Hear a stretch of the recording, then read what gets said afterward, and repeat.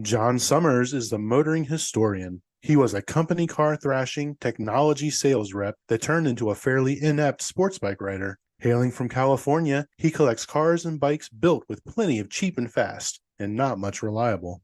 On his show, he gets together with various co hosts to talk about new and old cars, driving, motorbikes, motor racing, and motoring travel. Look out! Here comes trouble!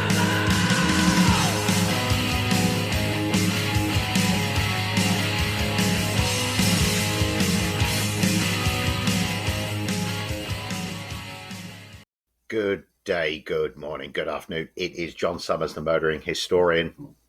So look, this episode is about the magic of cars, isn't it? It's about the Pebble Beach Concours d'Elegance, a concours, a show comparing cars on the grounds of elegance.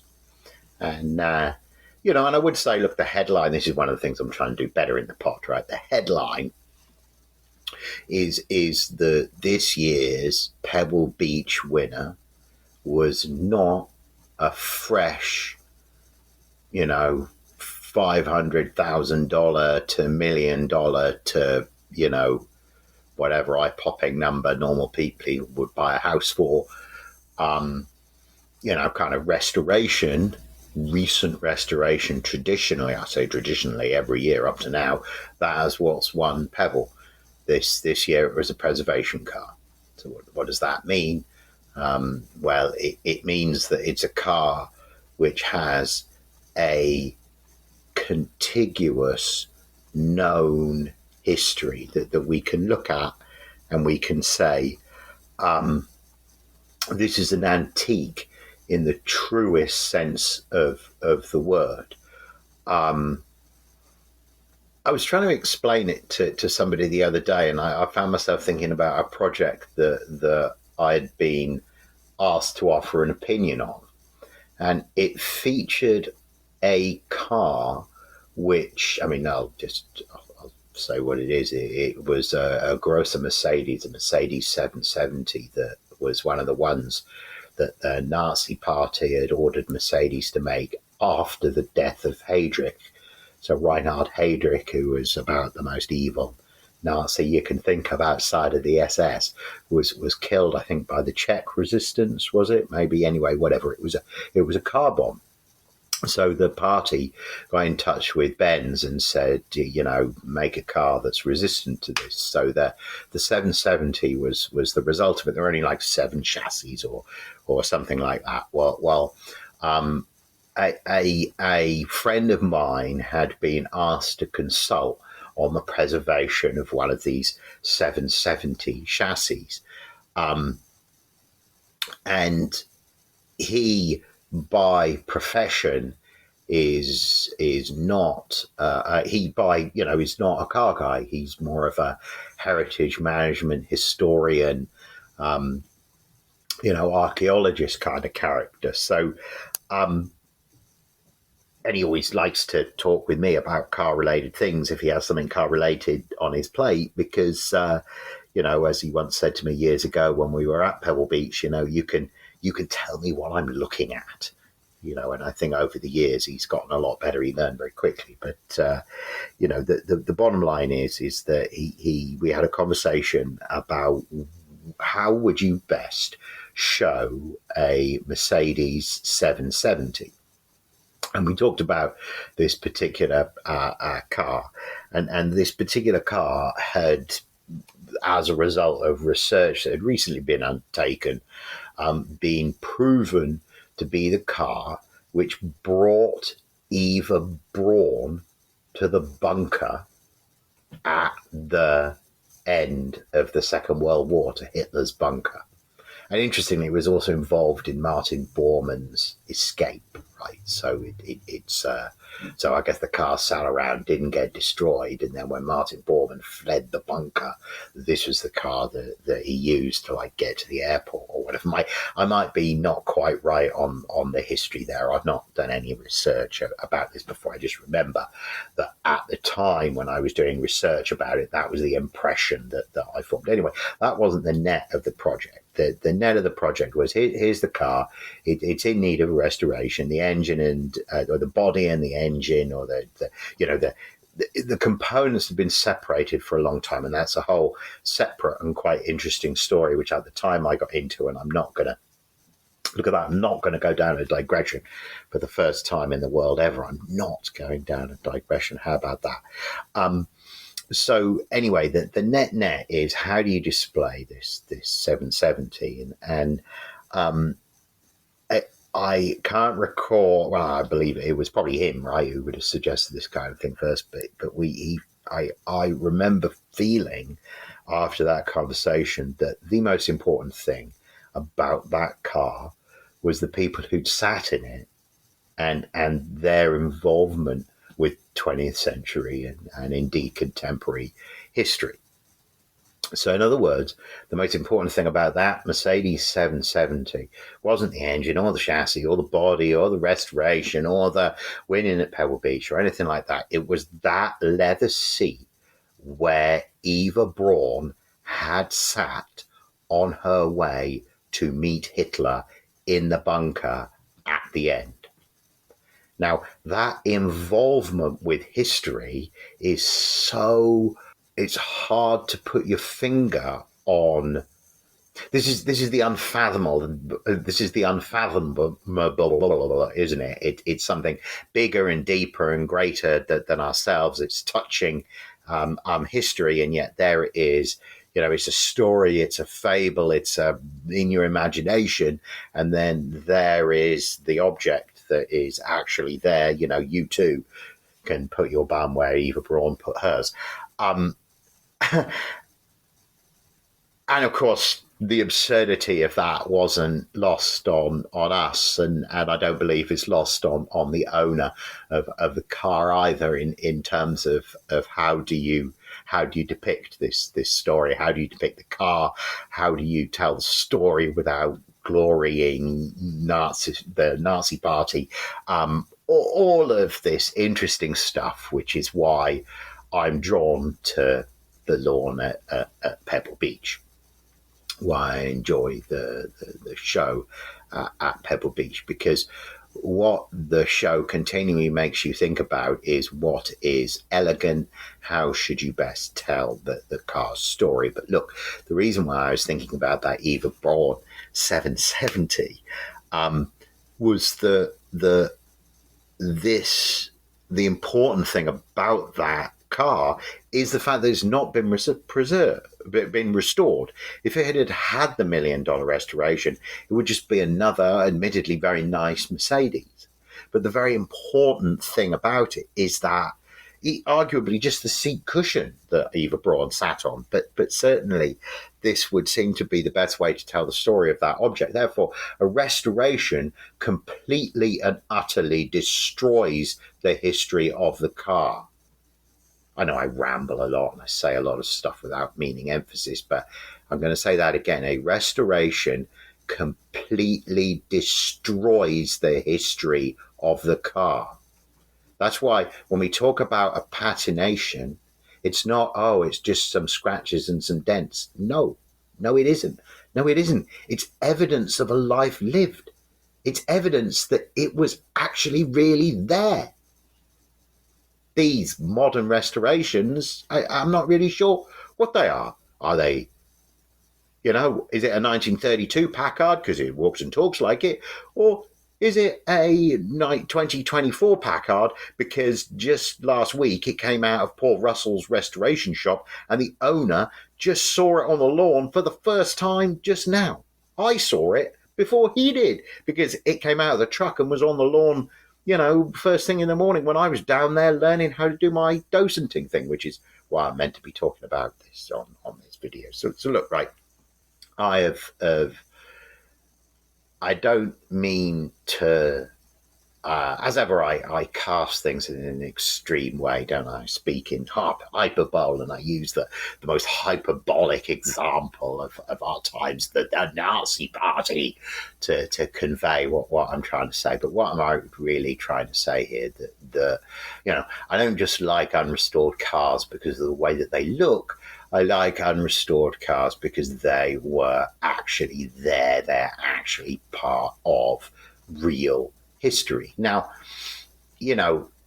am I going to argue that a car like that, $35 million Pierre Bardino, I think that was the name, is that the bloke that had all the collection in the middle of France? Anyway, that the Ferrari that went for 35 million, that had the history where it had been wrecked early in its life, and I think the bloke driving it was, it didn't bloody make it. It was like in the early 60s. The family, like his wealthy family, and I guess the French family, I believe. I might well be wrong on this. I'm no Marcel Marcini, am I? And anyway, I like the stories better than that. Whatever. My understanding is car was wrecked, parked up, sat for bloody ever. Bonhams eventually pried it out of the family's hands. I bet you, like a mother died, or the living relative. Anyway, whatever. At that point, the car was freed up, and now I'm not arguing that car should have remained in unrestored condition. That's not good history. That's just a terrible history. And most racing cars, they have these fresh lives. Most of these great cars like Packards and Duesenbergs and all this kind of stuff, they were mistreated and shabby, and they're lucky to have survived. So I'm not saying that every time I see a Pebble Beach quality restoration, I'm like, get out of my face. No, not at all, right? I can appreciate that as well. I'm just saying that if you are comparing a fresh restoration with a car which has seen it all. In the case of the winning car, it's a 39, I think. So what? It's 80 odd years old now. So for me personally, a huge moment that car won. And that's really the headline, and the additional perspective that I can offer is that amongst the people that I do the Pebble Beach dozenting with, that I'm going to be talking about on this, there was a feeling, and a lot of them worked at the Mullin Museum, which recently closed, and we'll talk about that a little more later on. But I'll talk about that the bloody royal we, so pretentious. I'll talk about that in a little bit.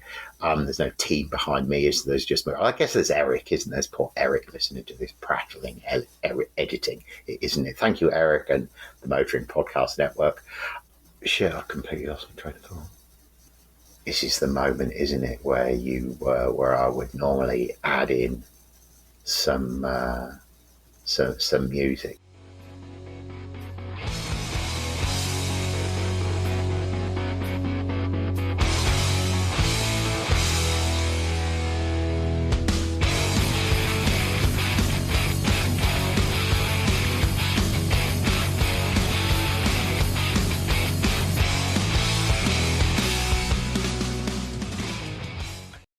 Look, anyway, right, what am I talking about here? I'm talking about the importance of preservation cars, aren't I? That's really what I was talking about, and how pleased I am this preservation car won, and how, I know what I was going to say. So the Mullin guys were sad, and indeed felt it was unjustified. The car that came out of the Mullin collection and has since been restored, a Table Largo or a Delahaye, one of these French things. It was done in two-tone. I'll show a picture.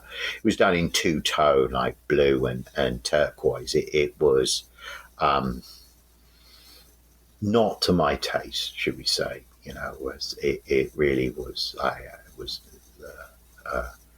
was familiar with the Mullin Museum. I was involved in doing the orientation stuff. I had no interest in Bugattis before, and I left feeling like, one day maybe I too would do a Type 57. I just like that rakish body style, and a lot of the other French racing cars I knew nothing about before being involved with that collection, and I really learned a lot. So thank you very much, Peter Mullin, for putting that collection together and displaying it in that way and comparing it with French art. But you know what? It's not my shtick. So to see a battered old racing car beat that Delahaye or Tabalago, I think it was a Tabalago, one guy said to me, and it's a valid point, is, I just don't see how that Bugatti was more elegant than, the Mullin Bugatti, Delahaye, whatever the devil it, Tabalago, whatever the devil it was.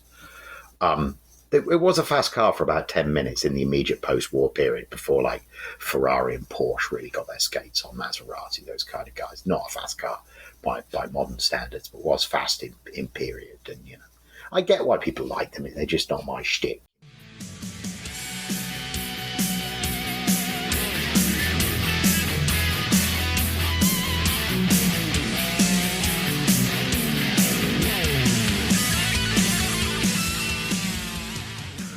So very pleased that Pebble won by a preservation car.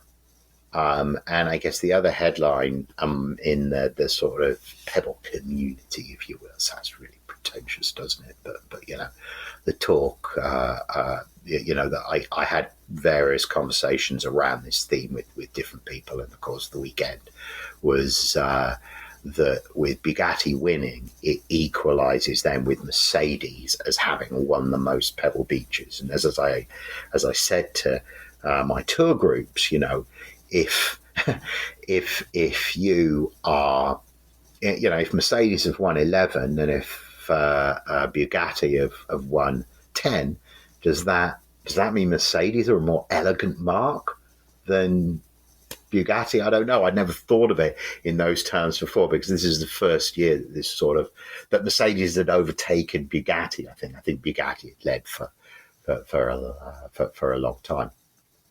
The car itself, I did get close to it on the field walk that we docents do right first thing in the morning. I did get really close to the car, and it's everything that's awesome about a vintage sports car club race meeting, except this is a super rare Bugatti. The wheels are just, that's the thing. If you look at photographs of it, just look at the detail. It's that Bugatti thing where the closer you look, the more incredible the detail is. Stood back, it's elegant. Taken up close, it's elegant. Each individual component is elegant. And now all these things have been working together in harmony, and it's this beautiful history. So, I'm pleased that car won. So now from the sublime, or from the sublime to the ridiculous, or maybe from the ridiculous to the sublime, I'm not sure. I'm sitting here now looking at my Back from the Dead $775 across the country from Minnesota in the winter Kawasaki ZX-10. I bought it because many years ago we had this trip to Miami. You're thinking these two things are not connected, but I'm telling you they completely are. Many years ago I had this trip to Miami. On the trip, we were in the Wynwood Art District. If you've never been there, go. It's bloody awesome. It's street art. It's people talk about, I'll tell you what it is. It's what Venice in LA used to be before Google came and corporatized it. Or if you're a Bay Area person, it's what the Mission District was before, the tech money invaded and changed the character as it has in the last sort of 15, 20 years. And I confess I'm part of that, right? I'm here based on a tech sales career, and my wife has done an ad sales career. So, it is what it is. You can come and stone me for blighting our society down the line. And what the devil was I talking about? The ZX-10. The ZX-10 is back. So it always ran, but first it leaked oil, and then it seemed to just stop that, and it had oil in it. And, it also appeared to have had a water leak. It'd been downed. That's why it was only $775. But I'd been on Copart a lot, and I felt like I could buy it. Now, why did I buy a wrecked one? Why on Copart? Well, and because of this thing that, Miami Wynwood Art District, I went there years ago with my wife. Whilst we're looking at all this avant-garde art, there was a Kawasaki ZZR 600 which some clown had hand painted. It was a shitty job. It was a shitty work of art. It was like when you go around a high school art display, there's glimmers of talent in one or two pieces, but most of it you're just like, Jesus, right? I don't want to be harsh on high school. I mean, high school art, you're learning, aren't you? But this is how I felt with a lot of this Winwood stuff, and this bike was but this is why it's worthwhile. I left feeling like, one, not a great motorcycle. Like, if you were gonna put a motorcycle up on a plinth, why not be a ZZR 1200, not the 600? Like, this just seemed like a bit like, and anyway, like, what a weird subject to pick, not a particularly elegant motorcycle. Like, what was going on? And people who would walk past really elegant motorcycles parked at the curb, Ducatis, modern architectural sports bikes like an H2, they would walk right past that because it's on the street. Those people, they're going, and scratching their chin and, sipping on their fucking lattes, looking at this bike. And I was like, you know what? I've been watching too much of that fashion show with my wife and that fashion design show with Heidi Klum, where they always do like an avant-garde week. And I was like, I'm going to do some avant-garde collecting. I'm just going to collect what I want around the sports bike world, because to me, it is art. Here it is as art with a shit paint job on it. For me, it's art as is. So there's a number of projects. This Jigsaw Farm project that I'm involved with Aaron at the moment is, of course, a big a part of that. But so anyway, so I bought this bike in like 2016. Right at the end of 2016, it was cheap because it was Christmas time. The auction actually closed, and I won the bike when I was on vacation in England, like seeing my parents, and it wasn't a particularly good trip for a whole bunch of different reasons, and not least because I was half concentrating on trying to pay for this wrecked sports bike that was going to cost me more to transport than I paid for, and I also had to organise the transport. And anyway, so it had a fraught beginning, not least because I sort of had a falling out with the truck driver, because they agreed to transport it and then were like, yeah, you're going to need a forklift to get it off the truck. And I was like, what the fuck are you talking about, need a forklift? Like, I paid for the truck, I paid for the bike to be delivered to my house in San Francisco, not to be dropped in Livermore, which is a clear hour and a half more in the rush hour away from my house, and I have no means of getting it here. Like, what are we talking about? So the trucker and I had a falling out. I would handle it differently now. Anyway, the long and short was he dropped it in Lodi, and he got there and dropped it off before I got there. So and when I got there, although the kickstand was down, when I raised the kickstand, the bike didn't want to fall over. It had sunk in the mud that much. I had to call my friend Wayne, and now I do like the Pebble Beachy stuff with normally, and lives in Lodi. I had to call him to help me push it out of the mud and into the storage unit. And it wouldn't start at that time. It said it ran on the listing, but having come across the country in the middle of winter, in the week between Christmas and New Year, on an open flatbed truck, the dampness had got into it and it wouldn't run. But I just let it sit in the storage unit, and a couple of weeks later, when I was over in the storage unit, I stuck a key in it and it fired up. As I said, so I was happy about that, but it did leak oil, and as I said, it had been down. So I did things like check the frame and all of that kind of stuff. And yeah, as I say, that was 2016. And one way and another, with other bikes in the way, and me being, scared to ride it, and the smell of oil, it taken a while. But over the years, I guess it's just the fluid leaks have stopped. And the other day, I was like, you know what, I'm going to really try and get it sorted out. And I guess the reason why I decided that I wasn't going to ride it was because the clutch was not working right. But I was just able to, I just played with it and fiddled with it and realized I could put it back together again and make it work properly, and I did that, and then I felt, well, the next step is to ride it, and there were a few bits of like loose plastic on it, like the plastic on one side was missing, so where it holds the indicator, the metal bracket was swinging around, so I dealt with that, like took it off or zip tied the wires or whatever, just dealt with that, and got out and had a little turn around the block. And I should say, over the years, I've stockpiled parts on it, and I always had a vision to do a kind of like Harlequin pattern with the bodywork on it, because I guess it had been down, resurrected, and then downed again before I bought it. It has 28, just coming up to 29,000 miles on it. So I bought a bunch of, cheap plasticky, cheap Chinese bits for it. Also, like it's got one authentic black side panel that says Ninja, and another authentic green side panel that said Ninja. So, but I also got like the peachy orange to go on one side, which I thought might work, but it doesn't. It's in keeping with the theme of the bike, right? Because the bloke who had it before me, the headlights are green. It's got these little like spotlights, and they're green, and the tail light is green as well. It has, although most of the bodywork is black, the tank is green, so it has this sort of mismatched kind of color going on. Really cool.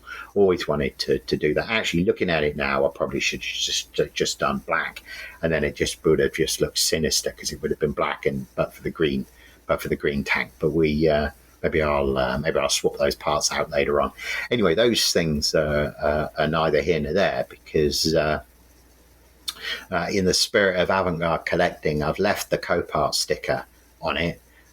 It's fully insured. It's fully legally registered. I bought 2 new tires for it.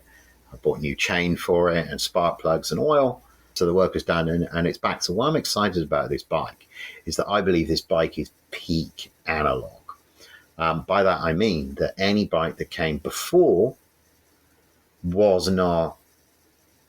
did not make as much power. It makes 180 horsepower with ram air at 180 miles an hour. That's what I remembered about it when it was new. So cool.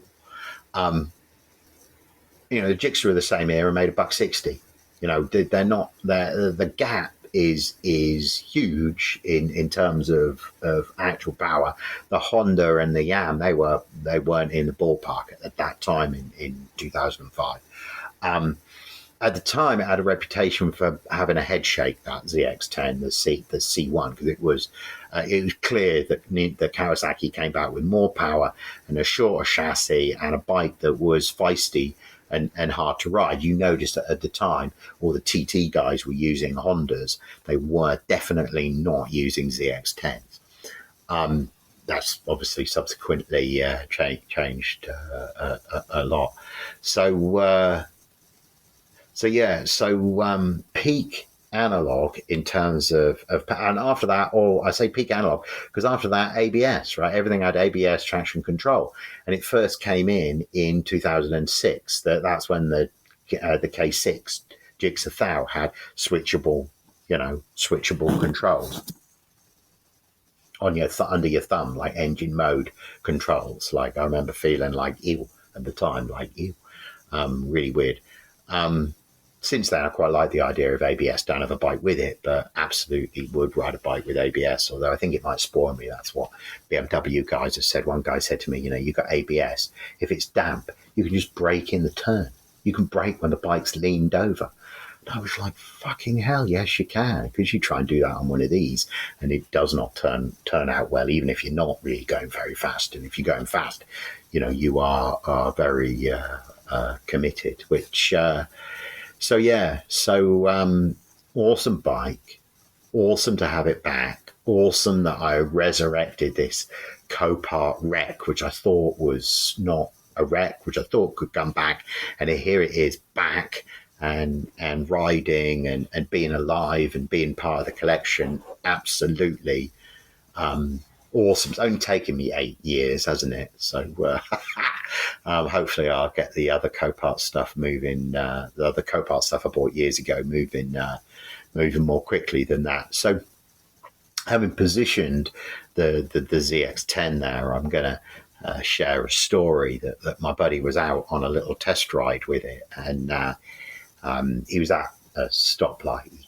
He was at a stoplight, and a guy on an H2, the Top Gun, Maverick bike, pulled up alongside him. Now, if you don't know these bikes, they are supercharged. It's a motorcycle with a supercharger, and if you've driven a car with a supercharger, it makes a linear power all the way through the rev range. So it turns, a bike which is, a bike like mine, which are fast in a straight line, but, flickable as well.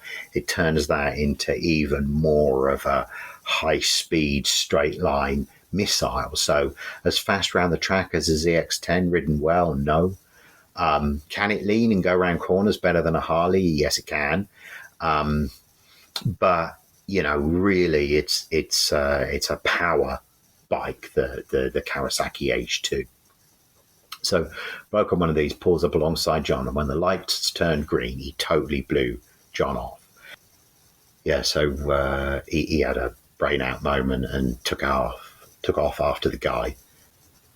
Basically, there was a moment where on the straight, the other guy was ahead, but by the time they came to a twisty section, and I know the piece of road quite well. It's right by the ocean, and it's a dual carriageway, and it sweeps right downhill, and then the line tightens. And if you know the curve, it's exciting because it's two curves, right? It's a gentle one, and then you actively need to really dip the bike lower. And there's a concrete wall, and there's always cars around because it's like a freeway, and then it leads left, and the road sweeps left, and it opens out. You can go faster through the left-hander, and there's the ocean on the left, and it's on the right-hand side there, and it's super picturesque. It's one of those, like, this is why I moved to California moments. Well, we're down there.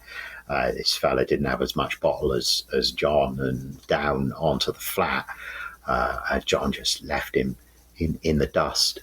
And when he dropped the bike off, he explained that he'd had this moment, mentioned a number that he'd seen on the Speedo that I'm not going to share, but the point he made was how effortlessly he got there. He kept comparing it with his R1, which is one of his like all-time favorite, like, out of my cold dead hands kind of a motorcycle. He kept comparing it with that. So having been ridden, wrecked, rebuilt by a bloke who John thinks did a really good job. It's got this full Brox exhaust on it and all of that. And I wasn't sure about the quality of the job because of the green lights and all that, but John thinks the bloke that did the work really knew what he was doing. He thinks the exhaust had a proper tune on it. So go me. I really got a great bike there and got exactly what I wanted. It's the most awesome piece of avant-garde collecting. And now, I had one ride on it where I thought, is this piece of shit actually okay? And the answer was yes. And I had another ride on it where, sports bike speeds were attained, right? And without me planning to do it, I had no plastic on it then, which normally that kind of speed, you need the plastic, right? You feel like you're going to be pulled off it. Not that bike. I don't know if it just got there really fast. It was just effortless. Didn't get out of third gear. I just was actually testing the gearbox. That was at that moment, and there was a straight bit. So, I came in the throttle a bit more, and it's just a litre bike, isn't it? In the power band, like fuck. That was how it happened that first time. I went fast on it without really meaning to, because it was on shitty old tyres at that time and had an old chain and all of that. Anyway. and just for that like hot moment, right? That was why I was like, you know what, I've got to get all the stuff done on it, because this bike basically is it's fine. So John had one of those moments, but I think a little bit more so than that. And the bloke didn't stay with him. The bloke just fell off the back of him. And I'm like, wow, is this the reality that having sat for all those years, and now having been resurrected, that in one of the first rides you're going to blow off, you're going to blow off Top Gun? The answer is yes. So the legend around the battered ZX10 grows, and I'm really excited that it's alive and has joined the fleet.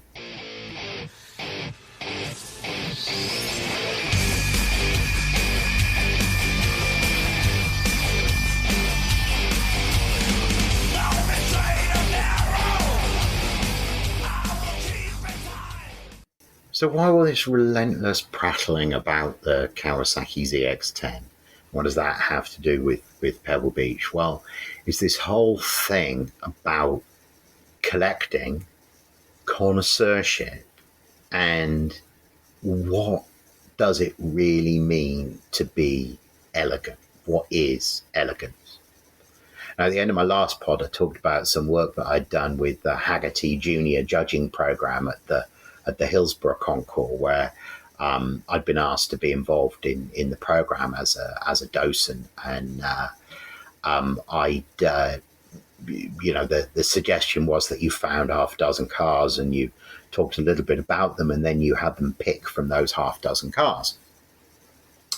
And that was, I really made a point of delivering pithy messages and comparing different cars together. And candidly, I had the unfair advantage of being able to consult with a 9-year-old, my son, who is there with me, about what we should do a compare and contrast. So we did some of the things that I thought was cool, and some of the things that he thought was cool, and some of the things that we agreed both thought was cool.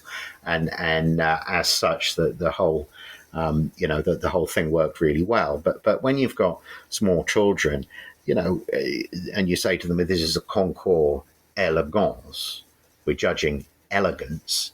What does elegance mean? You can say to adults, we're judging elegance. That's what I say to the people who I do tours for at Pebble Beach. What do I say to these kids at Hillsborough? I said that basically they're judging coolness. You're judging coolness. Now, that's why the preserved Bugatti with all the dings and scratches of a life well lived, this is way cooler than some gussied up fresh restoration that some cheese dick spent ages picking stones out of the tires for. Like, it just is cooler. Just like some gussied up, modern, fast, showy Kawasaki. All right. Live your Tom Cruise fantasy, live your Maverick fantasy, right? Because that ZX10 is the real fucking deal in every way, shape, or form. It's absolutely like, it's a splash of cold water in the face. It's just the most. It's what I think is super cool about cars and bikes and the motoring experience. So yes, I did just elide the multi-million-dollar Pebble Beach winning Bugatti race car with my battered salvage title Kawasaki ZX10. Yes, I did just do that.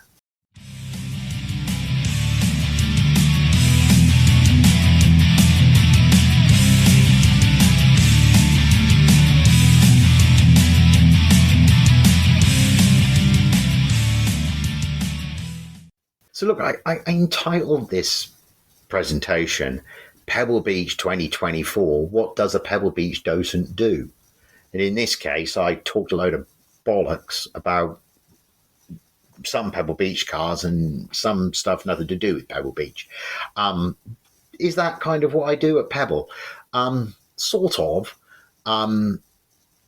I had a number of serendipitous connections happen some years ago. I was writing for Gooding, who are seen as the premier, classic car auction house, and are connected with Pebble Beach. I was doing some work with my friend Wayne, who I mentioned earlier, who we were doing the docent program at Hillsborough. I mentioned that we did that, and he and I met through the Black Hawk Museum. And at the time, Black Hawk had 2 floors of cars, and we used to do tours around there. And I was a docent there. And I was involved with Wayne, still is involved with Ironstone, which is an awesome event out in the in the Sierra Nevada foothills there. Big car show, attracts all sorts of different cars, kind of like a hot rod show, kind of like a car show. Really a great venue and a great event to go to. Wayne's always been involved with the racing class there, and so having sort of stood the docent tours up at these different events, we started doing them at Pebble Beach as well. And there was already kind of a program there, and Wayne was involved in taking that program over.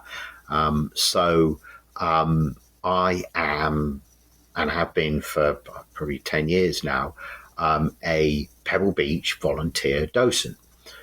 So what does that mean? It means that on the day of the Pebble Beach Car Show, instead of buying a ticket and going there with my wife dressed up to the nines, at a civilized hour, I usually get up at 3:00 in the morning and wear a blue blazer and a white shirt and khaki trousers and a straw boater, and the tie that I get given, which is the tie that all Pebble Beach volunteers wear. It's a little bit like Devonport High School for boys. You have to put the uniform on and look the part and represent Devonport High School for boys properly. And in this case, let's not beat around the bush. Although this is rich people coming and showing off.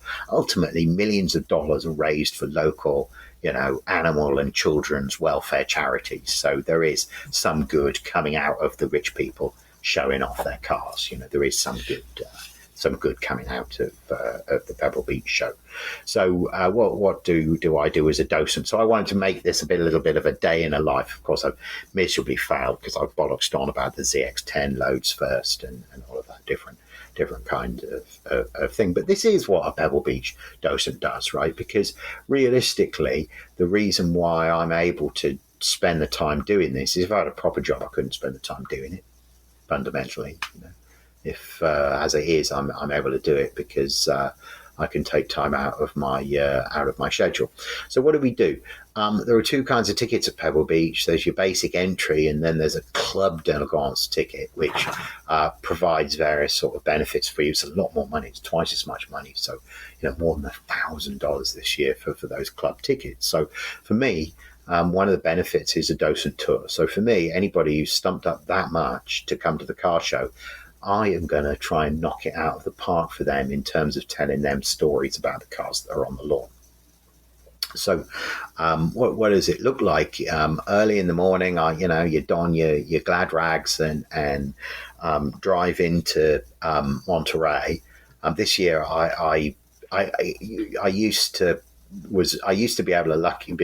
be lucky enough to stay with people who were closer, and for many years I stayed with Wayne. But the last couple of years I've been on my own, and one year I did a motel in Soledad, not to be recommended, but too far away. This year I did a golf club in Hollister.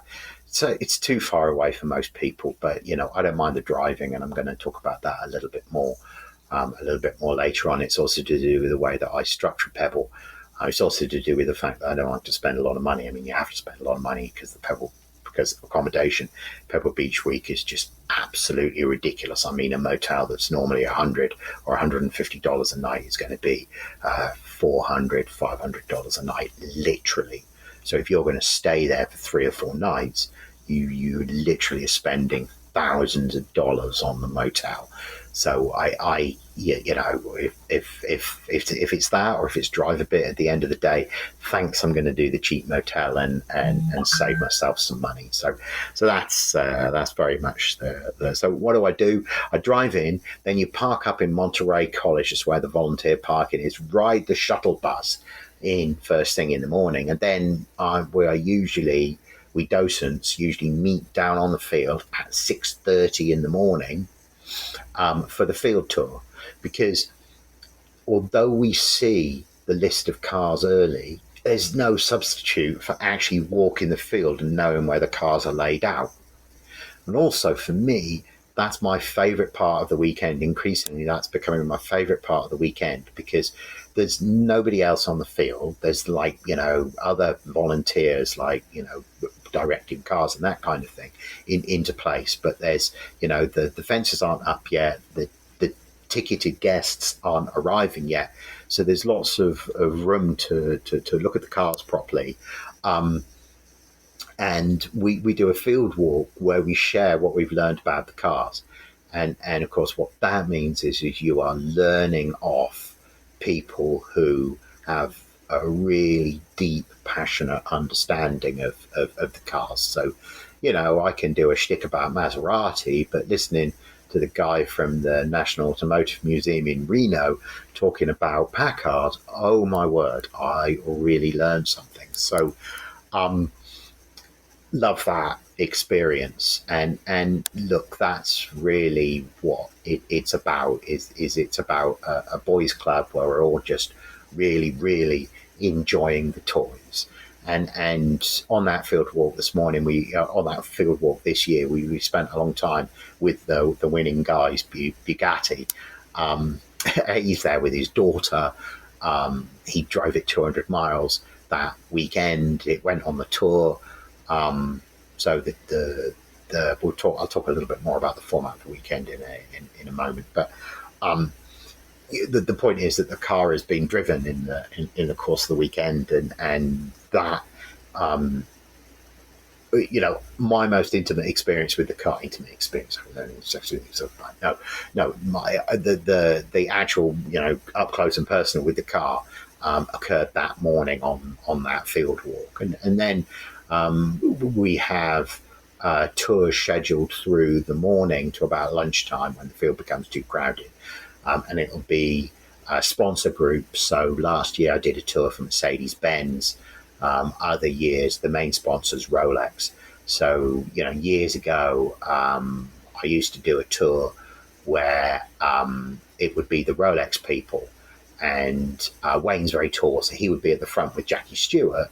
And I would miss Jackie Stewart's stories, which was sad, because Jackie Stewart's like the ambassador, the Rolex ambassador. I'd miss his stories, but I would be at the back with the Rolex dealers' wives, because the people invited to the hospitality are the best Rolex dealers. It used to be, I'm not sure if it still is. And I remember it was one of the most enjoyable Pebble Beach experiences for me, was chatting with the wives, who clearly really were, enjoying themselves in terms of intake of alcohol. And were chuckling at my, not very amusing asides. And there was a middle-aged guy who was coming along with us. He wasn't a husband. I didn't know who he was. He introduced himself to me as Stuart, Englishman. And I was just talking with them about the cars that we were looking at, because none of us could hear Jackie Stewart. He was like miles away. And, talking 10 to the dozen and, racing this and racing that.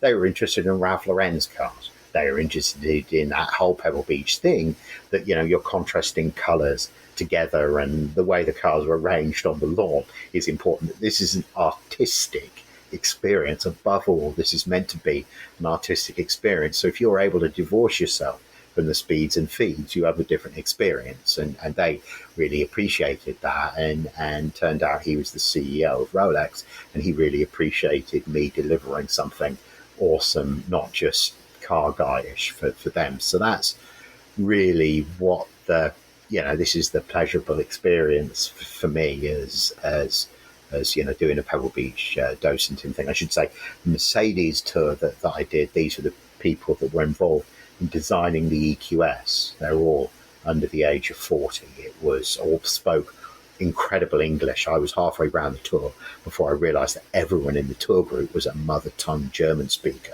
There was nobody from Mercedes-Benz USA. They were all people from Stuttgart. Being able to stand in between a row of Mercedes limousines next to two Vanderbilt Cup Mercedes 60 and 90 horsepower, and to be able to talk about those cars and see them be awestruck at their own company's history and engineering, that was one of the most, as a storyteller, one of the most enjoyable moments I've had. I guess this year my moment for that happening was if you watch the video, the Mistress of Ceremonies, Amanda Stretton, was driven across the ramp in one of the Frua Maseratis, A6 GCS, A6 GC, I don't understand, whatever. Either way, the owner, guy's name Jonathan Seagal, total linen suit, cigar, big cigar on the go all the time, really sort of theatrical character, invited me when I had a group this year, invited me to come behind the rope. So I'm talking about how they need to be looking at detail. And the trunk was up on the car, and I pointed out the hood latch on this Frua Maserati, and he stepped in and was like, do you mind if I step in, because this trunk latch is a unique Frua feature. And he clearly loved what I'd been saying about look at the elegance in the he then pointed out another half a dozen little Frua touches which I hadn't seen, I didn't know about. And it's this connoisseurship and detail, and it's this business of we're all small boys enjoying these toys together. He's normally the kind of person who would no more take my call than fly, but because we're all here celebrating the awesomeness of Maserati and Frua, so it's and at that point you feel, as a tour guide, you feel like you brought the people something which they wouldn't have gotten if they'd just bought the normal ticket, if they weren't, flown out by Mercedes as a thank you for work moving heaven and earth to design a Tesla Beta. Whether it is a Tesla Beta or not really needs to be seen, doesn't it? But So there, look, I've rambled for bloody ages to answer the first bullet point on my list here of what does a Pebble Beach docent do. He talks a lot and tells those kind of stories to hapless listeners.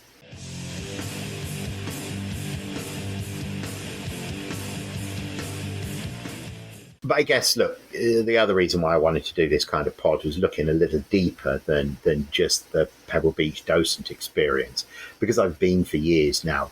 I know the whole car week infrastructure around the Pebble Beach car show extremely well.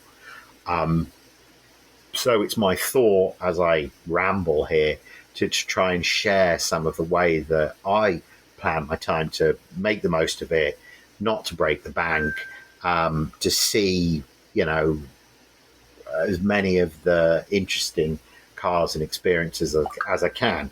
I would say that in recent years, I've, for many years, I was sort of wingman with Wayne. And just in recent years, as my son's got older, he started coming as well, and that sort of structured what I've done, where he would come along for a couple of days, and then I'd usually I have to take him home before then spending the Sunday actually doing Pebble Beach. So it's a car week, and then it's usually the third week in August, and the Pebble Beach show itself's on the Sunday. So the Sunday's the Sunday's full for me. So. When I used to try and come down on a Tuesday or something like that. Usually we come down on on a Wednesday, and I'll talk about what happens sort of day to day in as I move through my bullet points here. So where did the sort of what were the origins of Pebble Beach? Well, there's a book by a guy called Bob Devlin that tells the story of the Pebble Beach. Of the Pebble Beach show, it really in detail, but gloriously, it begins with some road races. It begins with, and that begins with horse races. So, in other words, it's Monterey, it's Cannery Row, it's Steinbeck and the Tin Lizzies coming west. So, in that era, the man from Del Monte, he put the fruit in cans, right? That's basically what he did, Cannery Row, and he got bloody rich doing it. Now, in front of his house, he used to have this is if I remember correctly, horse like loop, so people would have horse races round it. Well, they'd race jalopies round there, what they call jalopies, what we would maybe call like primitive sprint cars, like, not like a modern, like winged sprint car, like an old fashioned 30s sprint car, which is like, a Ford Model A, with stripped body and fenders and but, in the dirt and, in an oval, like a roundy round in an oval. Well, post-war, the thought was, can we do something that's a little bit more European in character? We've got these cool European sports cars. Can we do something that's a little bit more European in character? And there were a number of these kind of road races around. There were ones at the airport in Santa Barbara. There was a track up at Cotati in Northern California here, Candlestick Park, the Niners Stadium before, the car park used to be used for racing. I had a friend at the Black Hawk who was involved in racing at Candlestick. So there've been lots of different racing venues in and around. I mean, believe it or not, the Golden Gate Park, there was a track there, and the Pebble Beach track was part of this kind of spirit. So there were road races there in the early 50s, and really it's illustrative of the fact that the people running Pebble Beach, I think, realised that the cars were getting faster, and there wasn't it Ernie McAfee or Jack McAfee had an accident, and that's what put paid to the racing there. Now, you can still drive the course now. I have been. You can still drive the course now. It's around, it's around the back of Pebble Beach Lodge. If you could, if you Google it up, you won't be able to believe how narrow the lanes are. If you're an Englishman listening to this, think of like racing on English B roads with trees on each side. There is barely room for two cars to pass. What kind of cars raced? Well, the first race was won by Phil Hill in a Jaguar XK120, early Ferraris, but most people had, we know Ken Miles, don't we, from Ford versus Ferrari. You might remember the line in Ford versus Ferrari about winning the SCCA championship in some piece of shit he built himself. Yeah, that car was called the Flying Shingle. It was a modified MG, and one of the races that he won was at the Pebble Beach road races with the Flying Shingle. So it was these kind of little narrow tire, sub 200 horsepower, probably sub 150 horsepower, little hot rods that you could, Allards, that kind of thing that you could have some fun sliding around. The Ferrari, I remember, was owned by William Kimberley of the Kimberley, Kimberley not stationary product, like toiletry products. Like, I'm going to have to dub in whatever kind of products it is. What products is it? Anyway, the XK120, I have a personal collection with the XK120. I've actually driven the course as a passenger in Phil Hill's winning XK120, one of my really cooler Pebble Beach experiences. I'm acquainted with the owner. Obviously, I've not seen him for years and years, which is one of the most interesting car guys I've ever met. If I tell you that he got into a grapple with his local nicey part of the valley, town council, like over, the city, over junk cars in the driveway.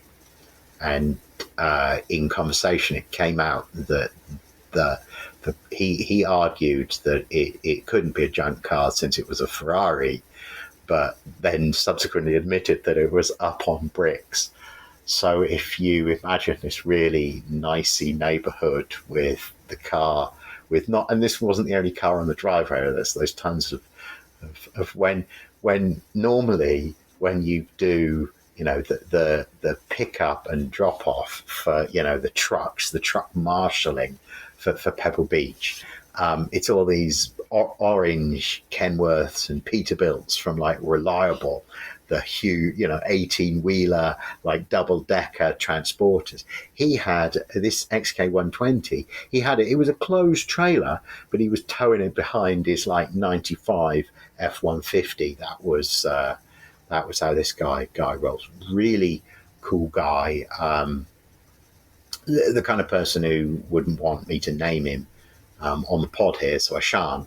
But really, thank you, sir, for that ride, and thank you for your passion in preserving the car, and thank you for probably not realizing it, but being kind of a mentor figure for me in terms of a do the car guy thing, and just be eccentric like Dennis Jenkinson and don't give a shit what people think. Fight the city. It's a Ferrari. How can it be a junk car in the driveway? It's a Ferrari, for God's sake. Thank you, Drive Through.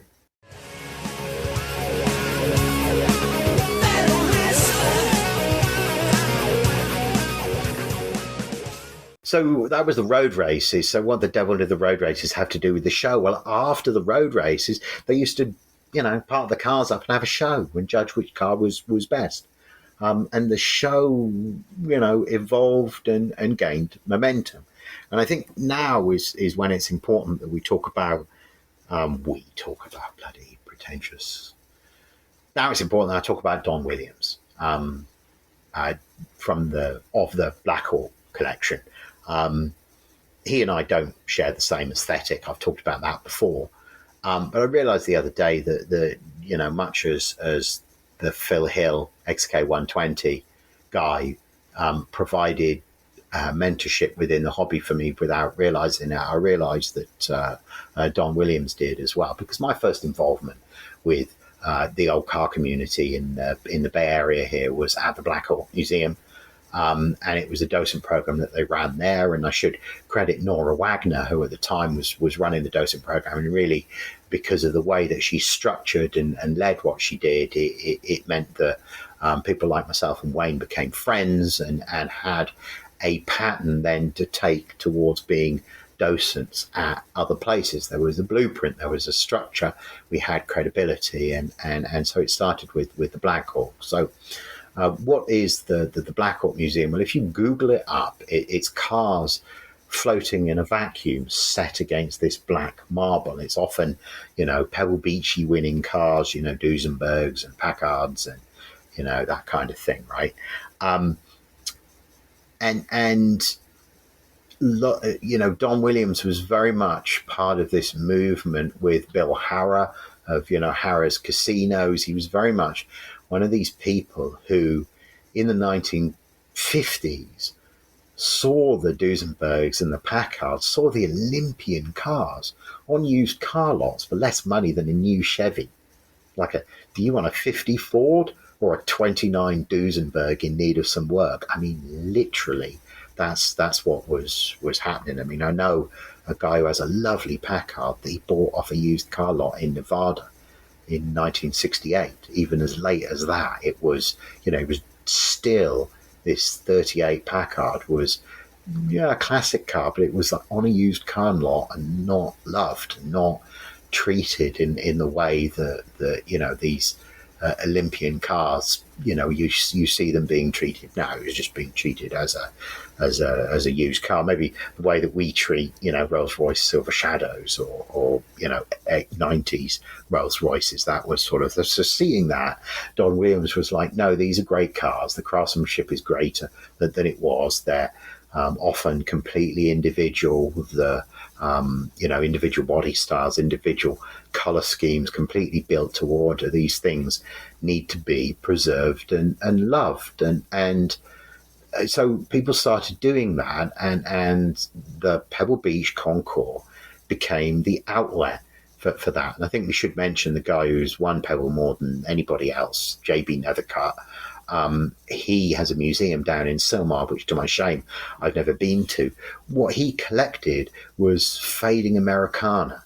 So the Duesenberg fits alongside the jukeboxes and the faded, Hollywood memorabilia, right? That this is part of a glorious Americana, which is going away. So that's what Nethercutt and Williams were sort of.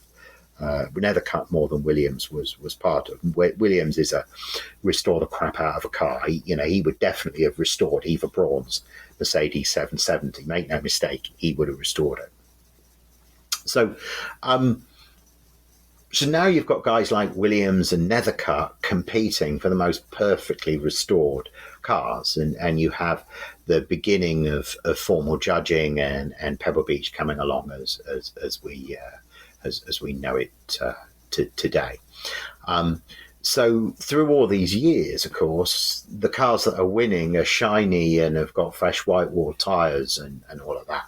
And I should just pause and say, and now, of course, we have a preservation car winning. That's the contrast, right? That you've got all of these shiny cars winning, and now the preservation car winning. I just want to talk a little bit about the shiny car aesthetic, right? Because I've been cynical about it up to now. And I want to contextualize it because Don Williams used to tell a story about walking in Geneva, having had dinner with a guy called Ken Baring, who financed the Black Hawk Museum. So Ken was a successful entrepreneur and businessman who became interested in car collecting and I guess bought cars off Don Williams and used Don Williams as a kind of car consultant. But as so often in these situations, they became friends. And I used to go to the Geneva Motor Show every year. So this story really resonated with me. And if you've been to Geneva, you know what it's like. That you have the fondue, and then you're going to walk back to the hotel. It's Geneva. It's not a driving city. It's a walking city. And you're walking and you're looking at there's the fountain, the big fountain that spits up. And, you're probably looking at the Porsches parked on the street. And you're also looking at the jewelers in the window, right? You're just browsing. That's what they were doing. And it came to them, wouldn't it be a great idea to display cars in the same environment as a jeweler? Wouldn't it be great to have this black background and spotlight them? So that's why when we as docents used to say, well, can we have like a mannequin so that we can show the dress that people used to wear when they were driving, a 1906 Olds Curved Dash? The answer always used to be no, because that hurts this presentation as a piece of jewelry. It's like having a hairy arm behind the watch that you're trying to sell for $25,000. Like, no, right? It's a piece of jewelry. Let's show it as a piece of jewelry. So again, when Don was around, I was sort of cynical about that, and now he's gone. I realized that by having that very clear aesthetic, he helped me define my own knackered ZX10 aesthetic.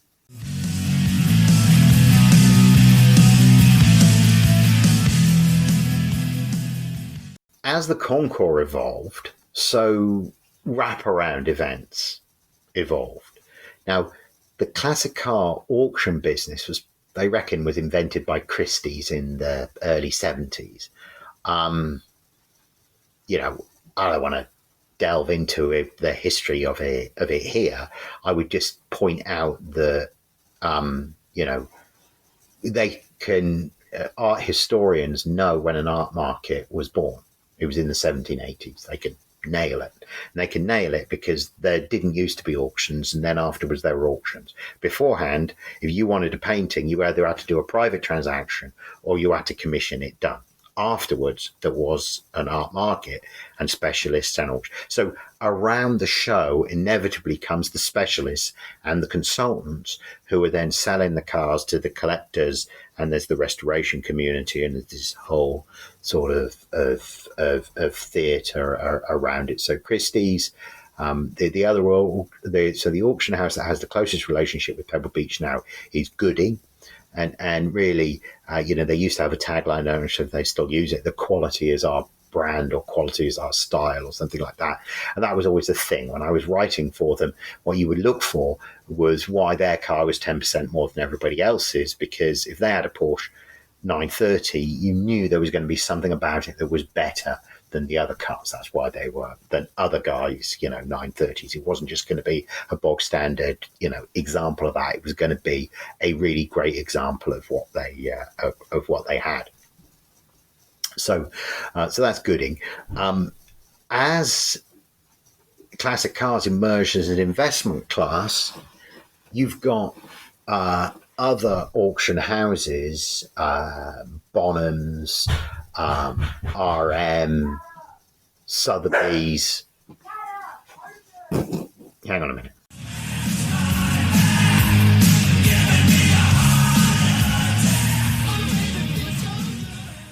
So other auction houses came, didn't they? Bonhams. So nowadays, Bonhams have a thing down on a golf course called the Quail, a little bit away. RM and Sotheby's, they merged a couple of years ago, and they take over the Portola Hotel in downtown Monterey. Now, why would you look at the auctions if you don't have hundreds of thousands of dollars to spend on a car? Well, because they represent a car show in and of themselves.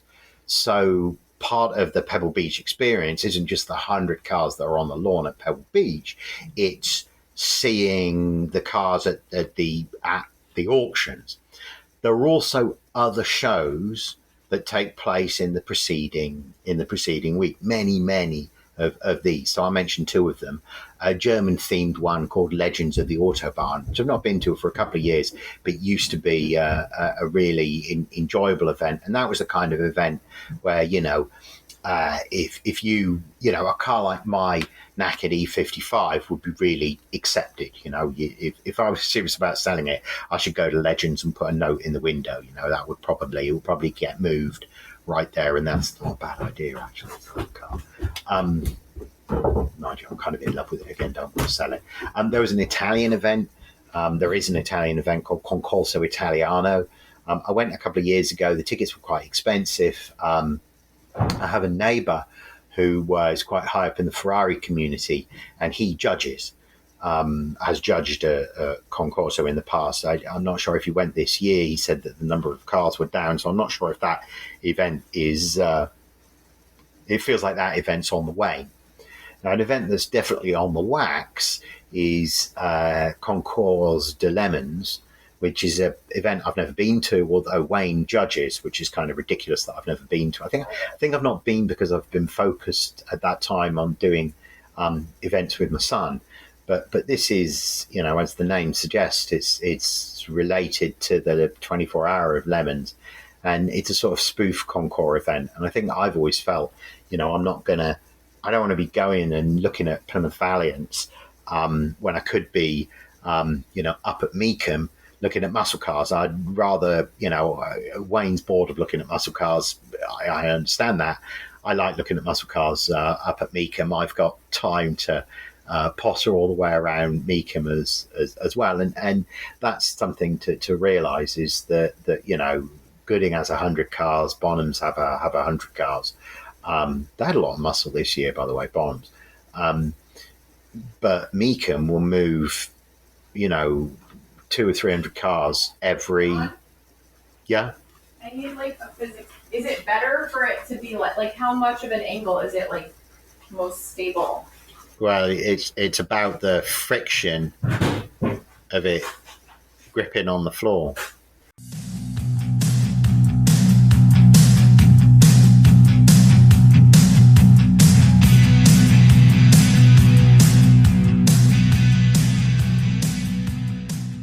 Yeah, just let me finish my thought here. What? Just let me finish my thought here. Oh, sorry. Are you hungry for a picnic lunch outside? Yeah. Yeah, I am. Yeah. Yeah, I am. All right, I'll get it started. See, I'd like to share your point of view. As long as it's my view too. Meekum are going to be moving 200 cars probably every day, probably more than that. I mean, I don't know. I should probably have done my research before it. But the point is that with Meekum, there's a rinse and repeat. You could go back every day and see different cars. So the shows, the auctions, which are shows in themselves, then there's that Army Land, wasn't there? Just on the Monterey Peninsula. And I guess years ago there was that colonel who was an enthusiast of motor racing and created Laguna Seca. I feel like Laguna Seca. I feel like if you survive this far through the pod, Laguna Seca is going to require, no introduction. There's the Monterey Historics there. Is this the Goodwood Festival? Well, no, because people aren't dressing up and the racing is less, gloves off here. If there's any contact at I think they call it the Rolex Monterey Historic Race. I can't remember what they call it. But the point is that it's the racing is less racy at the Monterey Historics than at Goodwood. But that said, what you get instead is, Sears Point, Infineon Raceway, they're up in Northern California, and Laguna. What they have in common, and a number of other California tracks have it, is they're built in a bowl. So they're actually designed to be great for the spectator. So you can see multiple corners, and from many places in the track, you get a really great view. It's like the opposite of standing at the side of Cops, at the outside of Cops at Silverstone, where they come past and then they're gone. You see one corner. This is not like that. These circuits are really well designed for you to see all the way around. The paddock is also an awesome facility that you can always wander around at Laguna. So for the historics, that really makes for a compelling. That makes for a compelling thing. I feel like if you do Pebble Beach, you have to spend some time out at Laguna. And I think the best thing about the historic stuff is by all means, Pebble Beach weekend is great for it. But the previous weekend, the weekend before Pebble, all the cars are racing, but there's none of the razzmatazz. So if you're there for the cars and you don't need the razzmatazz, it's cheaper and it's easier to see the cars. So that's the really sort of compelling feature of the whole Laguna Monterey weekend. I also feel like the thing about Pebble is that it has this feeling of car guy jamboree. That driving around on the road, you see interesting cars. If you just park up at the side of the road and just sit there, interesting stuff comes past almost anywhere, wherever you are. And that can be anything from so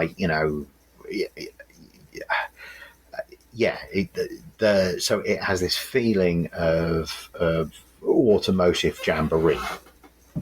Now, I would say that in recent years, and it's a function of the appreciation of classic cars, right? That it's become more of a rich guy thing, and Pebble itself, the people there, you're conscious that it's more of a rich person or pretending to be rich person's lifestyle event.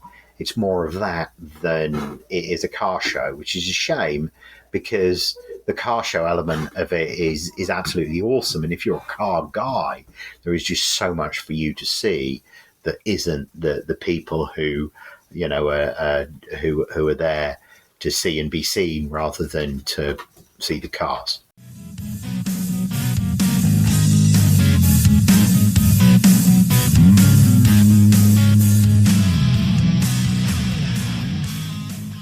Well, I've been away and my batteries are recharged and I've got myself an espresso and so on. Having framed, as my usual way, taking bloody ages to frame what I'm going to say, having framed and contextualized and, sizzle reeled for more than an hour, let me now try and talk through a little bit about what I actually did this time at Pebble Beach. So in other years, as I say, I've done the German car event Legends of the Autobahn. I've done Concorso Italiano.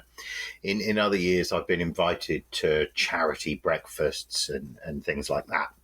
Other events which are clearly going on, which I'm not invited to, there's a lot of Mark specific stuff. Last year, I have a spot where I park up at the side of the road, and I was parked up there watching the traffic go by, and 20 McLarens went by, in convoy. Rolls Royce always take over Bernardus, which is a really nice hotel. Just near Laguna Seca, just over the hill from Laguna Seca, really good road up over the hill to Laguna Seca, and Rolls Royce for the last couple of years have been in there. So, and literally there'll be like 20 new Rolls Royces. It's kind of stupefying.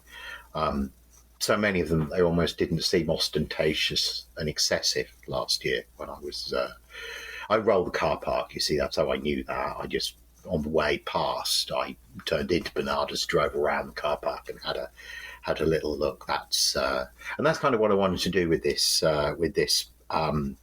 pod was, or at least the second part of the pod was, do those kind of little pointers into how to make the most of your time at Pebble Beach if you're going to come. So I mentioned accommodation. Obviously, the best way to do it is just be rich and spend a lot of money and stay somewhere nice and book in advance. And, so if you can stay in, Monterey, that's awesome. What a lot of people will say to do is stay in a part of Monterey called Pacific Grove, which is, it's a little bit more out of the way. It's a little bit more quiet. I don't really know why Pacific Grove's forgotten, to be honest, because it's well placed and all of that. And if you've been to Monterey and stayed in Monterey in the past, there's a sort of drag up a hill. I think the street's called Munras, and there's a lot of motels on there. And certainly when I rode a Harley up the coast years and years ago, I stayed at a motel on Munras there. And last year, Ollie and I, because we came down on the Wednesday, we were able to score a motel for $200 a night, not a very nice one, but a couple of $100 a night right on Munras there. Only for the Wednesday and the Thursday. We wouldn't have done it for the Friday or the Saturday or the Sunday, because those are, so much more. That final weekend is just really when the pricing is really premium. So as I said, this time I stayed in Hollister, which if you have a look on the map is bloody miles away. It's Hollister of the clothing brand. The town's like, all right. It's like, it's an interesting town because it's right on the edge of the Bay Area. So it's, it feels more like rural California than it does, Gilroy, which is very much on the edge of the Bay Area and is the next town up. But Gilroy's known for onions. I don't know what Hollister's known for other than the clothing brand. I don't know what the clothing brand has to do with the town. The town seemed to be a, fairly small, nice, farming town. So the staying there, that worked out quite well. So I said last year I stayed at this motel in Soledad. I did. I liked the Soledad one because if you have a look on Google Maps, you'll see that there's this river road that runs parallel to 101. That's a really nice road to move along if you know the road quite well. Kind of think Lincolnshire in England, if that's a useful metaphor for you. Open, flat, can run very fast, can often see a long way up the road, can take racing lines. So I chose to do that rather than 101. And I chose to give myself, cheap accommodation and a long drive, because I don't mind driving. I hate sitting in traffic, but I don't mind driving. If I'm driving, I'm kind of fine with it. So that's our accommodation. That was so this summer at this golf club out in Hollister, and I guess the rate was cheap. I mean, it's still more. It still cost me more than $800 for the 5 nights that I had the place. So you're not gonna you're not going to escape the weekend without it costing you $1,000. I think that's fair to say, even for me as a docent, where I'm getting a free ticket to the main show, Pebble Beach itself. So, we you need to pack like California light, right? In terms of the fact that you're going to be in the car a lot, in terms of the fact that you're going to be doing events morning, noon, and night. So when the sun goes down in California, you need that hoodie. You can still probably get on with the flip flops, but you really need a hoodie. So having that kind of stuff, like in the car. The 2 weekends I did Hot August Nights and then Pebble Beach, and put 1,700 miles on the car that we were using, and I'll talk about that a little more down the line. So I always feel like I'm absolutely living in the car. So that means, that thought you have, shall I take the stick shift, no AC? No. Shall I take the not interesting, always works? Oh, yes. Always works with AC? Oh, yes. Automatic transmission? Oh, yes. The traffic? Yes. So although it gores you to go to a car event driving something that's, practical sometimes, that's what the advice that I'd offer. I used to use the Bullitt Mustang. I think I used the Fiesta one year and it was just too uncomfortable to sit in. Other years, so the last 3 years, I've used that Mercedes E55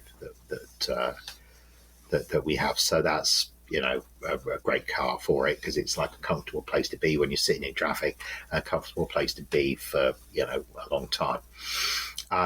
So I guess for me, the reason it's structured like that is because I have to be backwards and forwards to be dropping Ollie off, and because I'm a long way away from the venues. That's part of the reason why there's always a lot of driving for me. Okay, so that first day, I went with my son, and we bought tickets for RM and went round RM.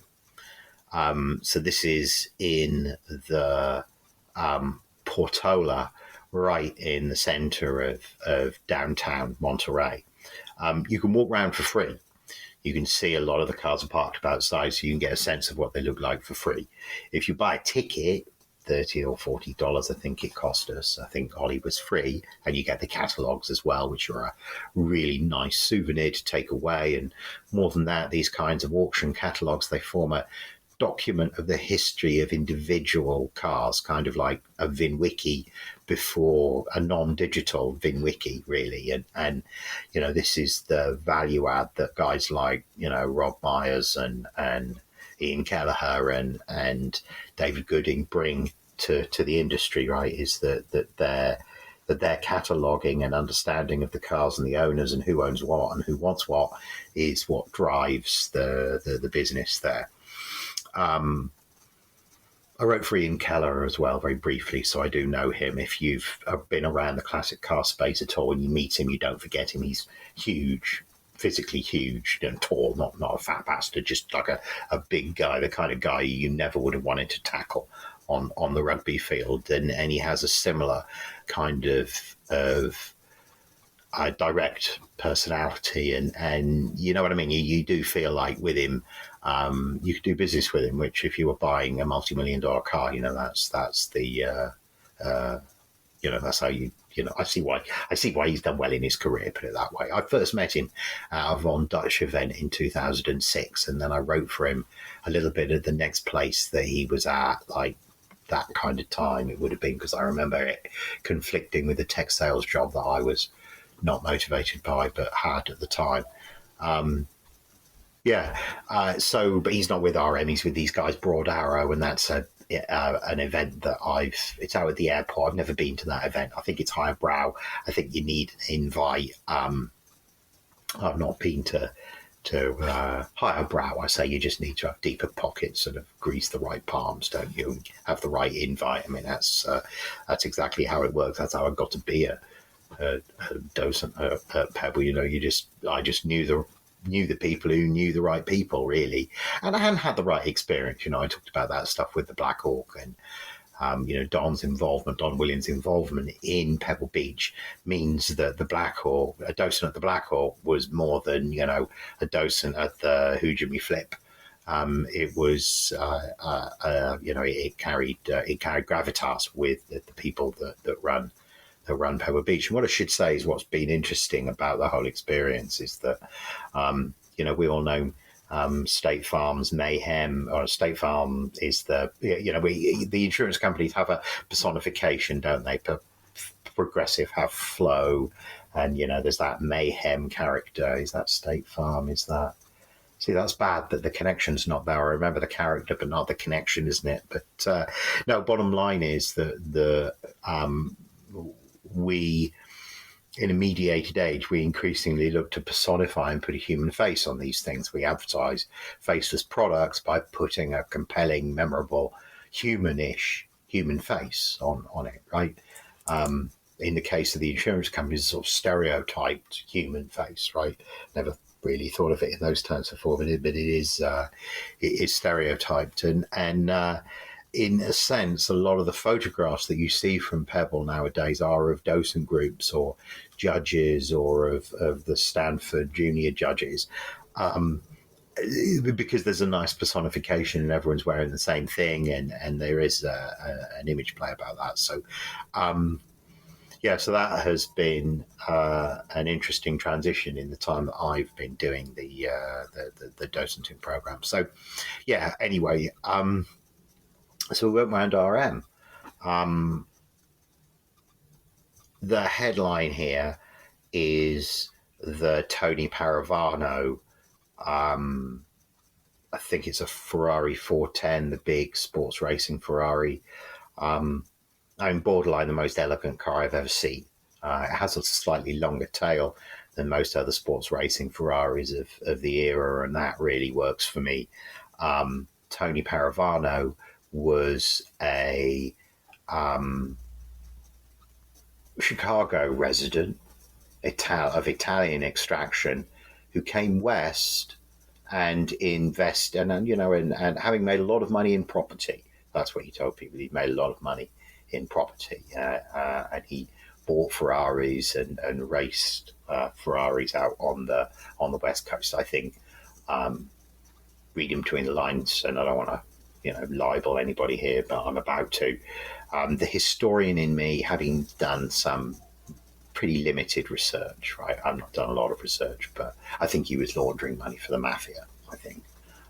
Anyway, he went missing when it came out that he owed the IRS a lot of money. He disappeared. The implication always is that he disappeared in the Jimmy Hoffa sense of the word, and not in the he ran away and created a new identity for himself. But of course, there is this DB Cooper-like flavour about it. It's a NARC car. So, my son, who's very proud of his American heritage, he loved the fact that it was a NARC car. And it's a big capacity sports racing Ferrari, so it's 180, 190 mile an hour, narrow tired, absolute roaring beast of an automobile. It's fully the car that looks Shazam and then is even more Shazam when you tried it. And I like him because the sports racing car, in theory, it's something you could use on the road. I mean, you couldn't really, but So I love that car. I spent ages looking at that car, and as is typical me, I like the B side more than the A side, because the other thing that they were showcasing there was, and you may have seen this if you follow the hubbub around the classic car world, is their RM, so the Bs are offering at some point soon Mercedes W196 Streamliner, Stromlenwagen, I think that's the German pronunciation. So these were the 196 Formula One cars that were given Streamliner bodies. So is it a 300 SLR? Well, it looks a bit like a 300 SLR, but it's not a 300 SLR because it has a monoposto center driving position, and it's a 2.5 litre high revving Grand Prix car, not a 3 litre lower revving sports racing car. So different in character. Don't know about the particular history of the car. The thing that made me smile about it was that it is positioned as being worth up to $70 million. And I read that, and then I looked at the Paravano car and had all the thoughts that I've just had about the Paravano car. And, Ollie needed a pee, and we went for a pee, and then we bought the catalogues, and I came back and spent another 5 minutes communing with the Paravano car. And then I suddenly had a thought, where did they pull that $70 million from? I'll tell you where they pulled that $70 million from. The most expensive car to sell at auction before then was that wrecked Ferrari GTO, right? At 35, right? Then there's the open secret of Dave McDonald, the WeatherTech guy, buying the silver GTO for 70, 75 million, something like that. Which at the time seemed outrageous, but now totally doesn't, because Mercedes got those people together and auctioned off that Uhlenhaut coupe for 140 million, didn't they? So if you think of it, you've got this 140 million mark, then this 70 million mark, then this 35, and then everything else just like straggling behind, right, in terms of most valuable cars ever sold. So RM picked that 70 because it's half of 140 and pretty close to what Dave McDonald paid for in that private transaction for that 250. I said to Ollie, clearly they don't have a fucking clue what it's going to bring, and who would? There's no comps. And that's the key point about Mercedes 300 SLs and Ferrari GTOs and, Bugatti Type 35s, these benchmark cars, Cobras. There's a limited number of them made, and that guarantees, provenance. There's provenance on every chassis. And you can compare, right? You can say that because that car that Bonhams had sold for 35 million was clearly not a great example, if somebody was going to buy a new example of it and a nice example of it, one of the few, I don't know if there's more than one silver Testarossa, but that is the car that Dave McDonald bought, isn't it? That silver one. So it's very distinctive, right? You are the guy with the silver Testarossa, with the silver GTO, right? I feel like, so it seemed a lot when he paid it, right? But maybe, 20, it seemed a lot when Chris Evans paid 25 million for that GTO all those years ago in England. I wonder if he still owns it. I wonder if he does.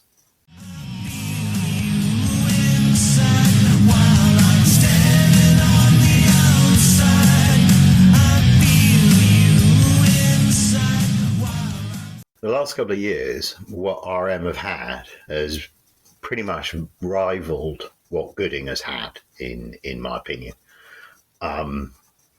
Traditionally, Gooding always had the very best cars, and RM always had more. And they used to have a lot of muscle cars and things like that. Not Mecum style, or that Drew Alcazar guy before he went bust, but silver car auctions was there. Not like that, but they were still Drew Alcazar. That was that bloke's name, wasn't it? Anyway, the long and short is that in recent years, the caliber of stuff that RM has had has been bloody awesome. They take a car park outside. They also take a couple of floors of the hotel. So you're like walking around the hotel, you're like ride up an airport escalator style and come off the top of the escalator. And there's, the only mint green Ferrari F40 just like bloody parked there. One year I'd had a bit to drink and was in a like fuck it and fuck you kind of mood and sat in a 288 GTO. I just opened the door and sat in it. The security guard wasn't really expecting it and clearly didn't know whether I was a prospective buyer. So just bloody did it. Could have done the same with the Duesenberg that was up there as well. But those things have such a regal bearing. Whereas modern stuff, I feel like I could just get in it and drive it, even the 288 GTO there.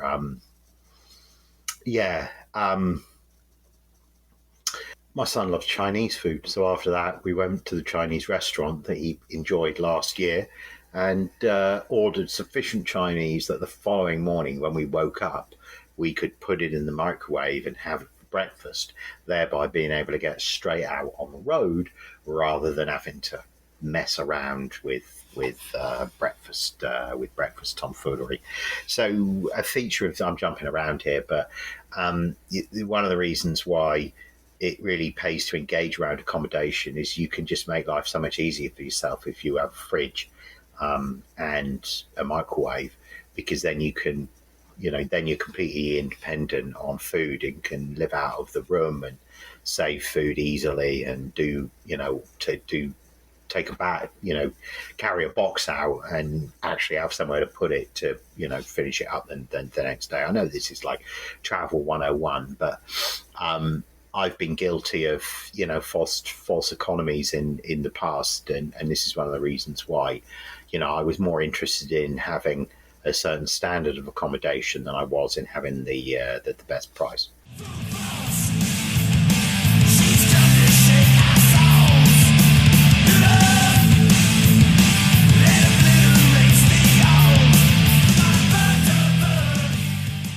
I feel like RM.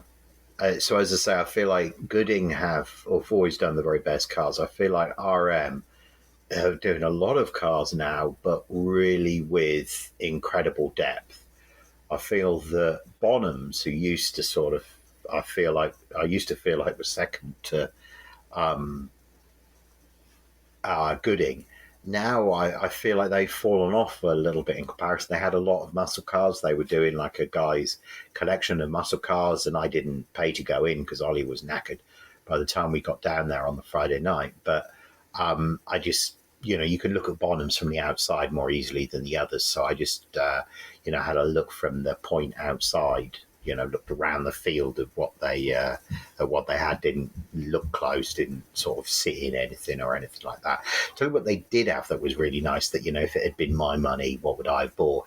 They had a nice sort of 4-speed pistol grip 70 Charger in black 440 car. So, kind of car that I, really would have bought in period and, would love to buy now. I mean, obviously everyone loves the Dukes of Hazzard 69, but I actually feel like the 70 is arguably a better shape with the full round bumper there.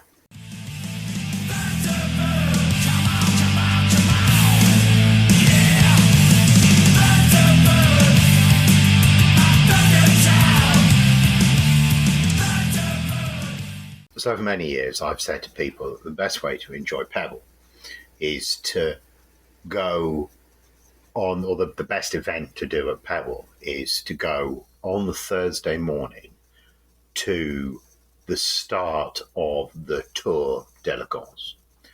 So in other words, there's the show on the Sunday afternoon, but as part of the way of just extending the overall car festivities, and also as a way of making sure that owners actually do interact with their cars a little bit and rewarding those owners that do that, there is a driving tour on the Thursday morning. Now, when it comes to judging on the show field, if the scores are equal, but one car's done the tour and the other one hasn't, the car that's done the tour, that is actually a deciding factor. So if you're serious about winning, you need to get yourself out there and get yourself in the car and do the tour. So the winner did do that. I saw the car that morning. So it sets off at 9 o'clock, but the best time to be there is sort of 7:15, 7:30 onwards. It's at the top of the Peter Hay golf course. If that means, if you have a look at your Pebble Beach layout, it's up the hill, basically from the clubhouse near where the Mercedes tent and the whole, concourse village affair is. So the cars set off and drive from there. They used to go into Carmel and, park up at Carmel and lunchtime and then come back. But that turned into such a scrum that they just stopped. They stopped doing that. So now your best chance to see the cars for free is at the start of the tour, or a lot of people sit along the route of the tour. So as it drives along 17-mile drive out of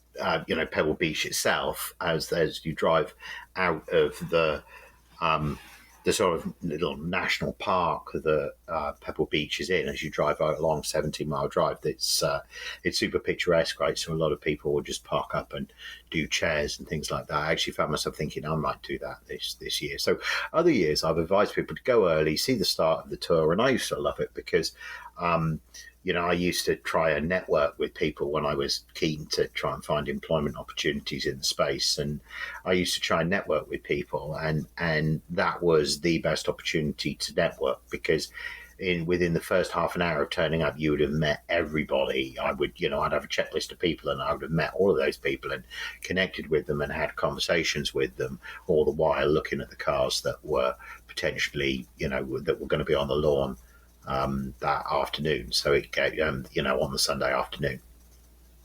So a great event. And I thought I had that pretty down pat. But then last year, because we excessively did RM and then did the Chinese, my son was tired. He was only 8 then, wasn't he? So I was like, bugger, getting up and going to thingy. I just let him sleep. And we just went along there later on. We went and had some breakfast at the golf club and just did different things that day from what I'd done other years. It's quite liberating, actually, really. Well, this year, I thought, you know what we'll do? We'll go along, we'll look at Gooding, because Gooding's set up right there as well, right by the start of the tour. And so what I used to do is watch people go off, then do Gooding. Nowadays, what my thought this year was we'll pot around Gooding. He's a bit more expensive. He's like $60 or $90 or something like that. Not $100. I mean, years ago it used to be that much, and it was worth me trying to get the free armbands. Then that's how you get in. It's like a coloured armband. That's what Gooding does. But I mean, I just bought a catalogue this time. He's got about 100 cars. It was a good show.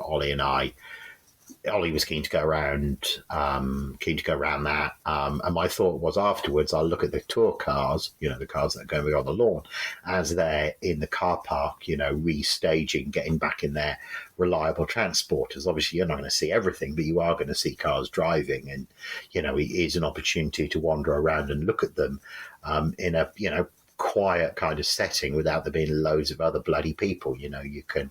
I'll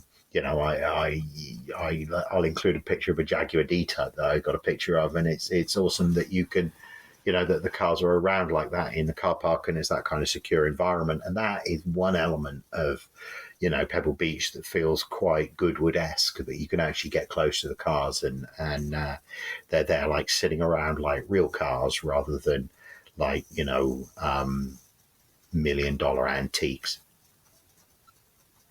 So, of course, if you don't do the networking out in the tour in the morning, you end up bumping into people in the tent in Gooding, and that's what happened this year. So I was engaged with a guy I know since he graduated college.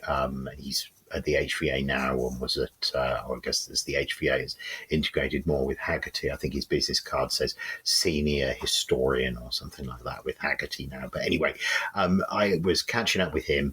I credit where credit's due. This is the guy, I'll name names. Casey Maxon is the guy that put in mind for me to start collecting motorcycles. I told that story about the bike up on the plinth. That set me thinking about the avant-garde collecting. It was Casey who said to me, probably 2017, something like that, somebody's got to start collecting 90s sports bikes. And I flew home from the conference thinking, it's fucking me. It's me who's going to do it, because there is nobody else doing it. Because what we'd been having a conversation about how they were dirt cheap, how you could go out at that time, you could still buy a clean, slabby Gixxer for $5,000.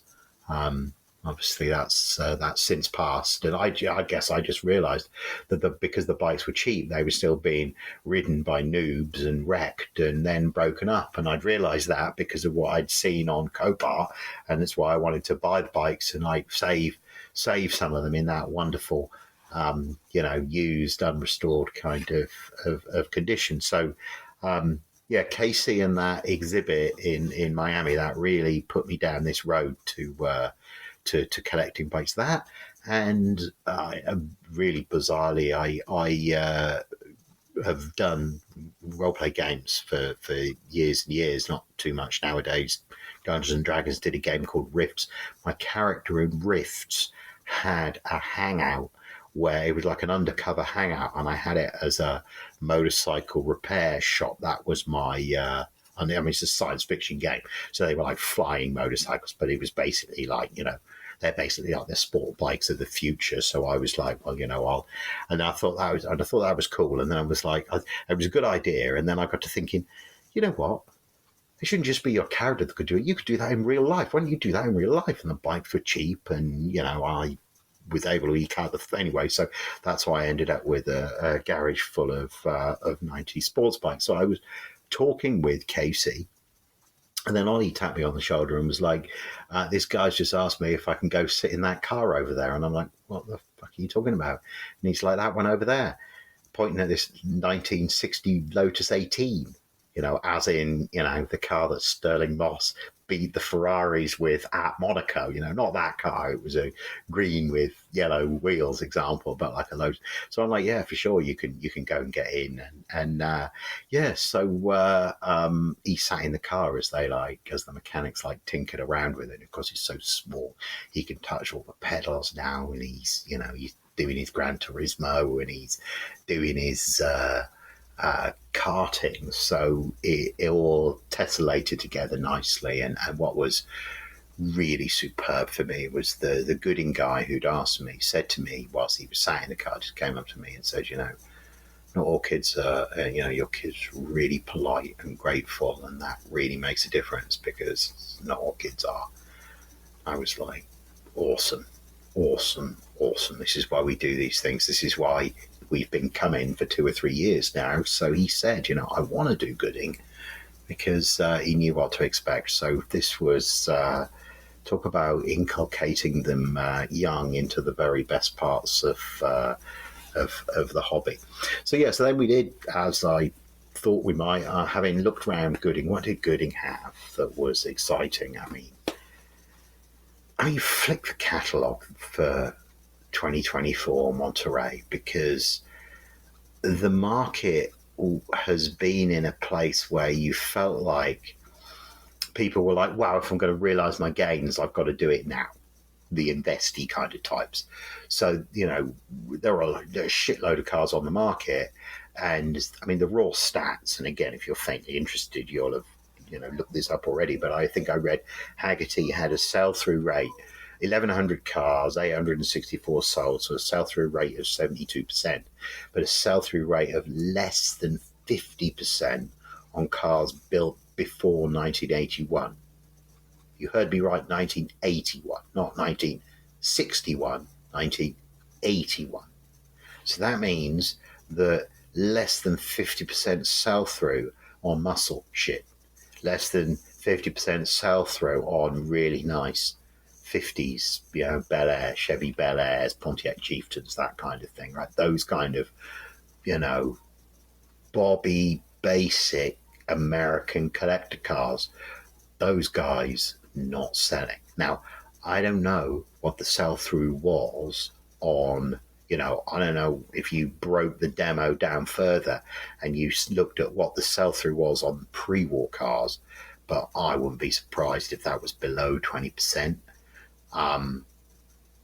So the worm has turned, because, the buzz around the,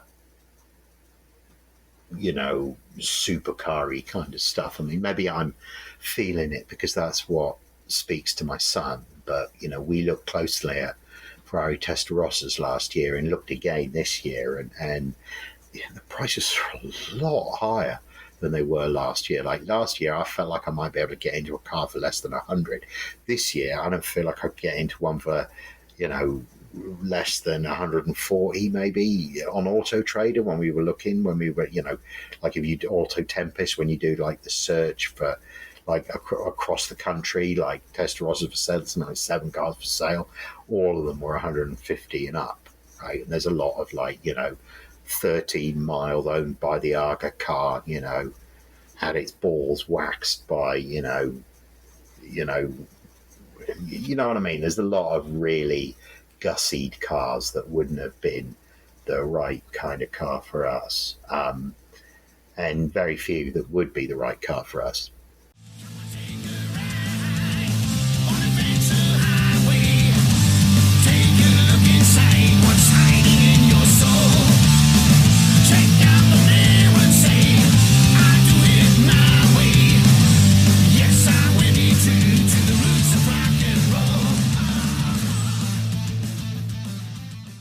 So we went out into the car park and looked at all the cars coming back from the tour. Saw a lot of cars that subsequently we saw at the show.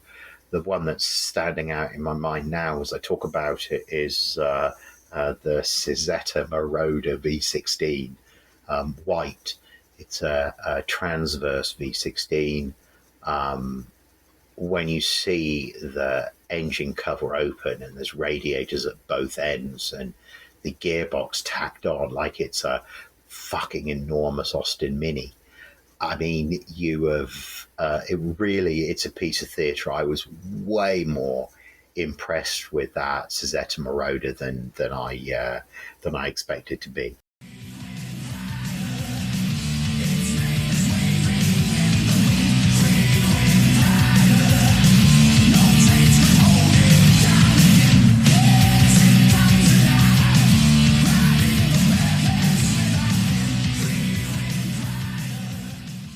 In terms of Friday, I had bought us tickets for Laguna Seca, so we went there and we spent all day there.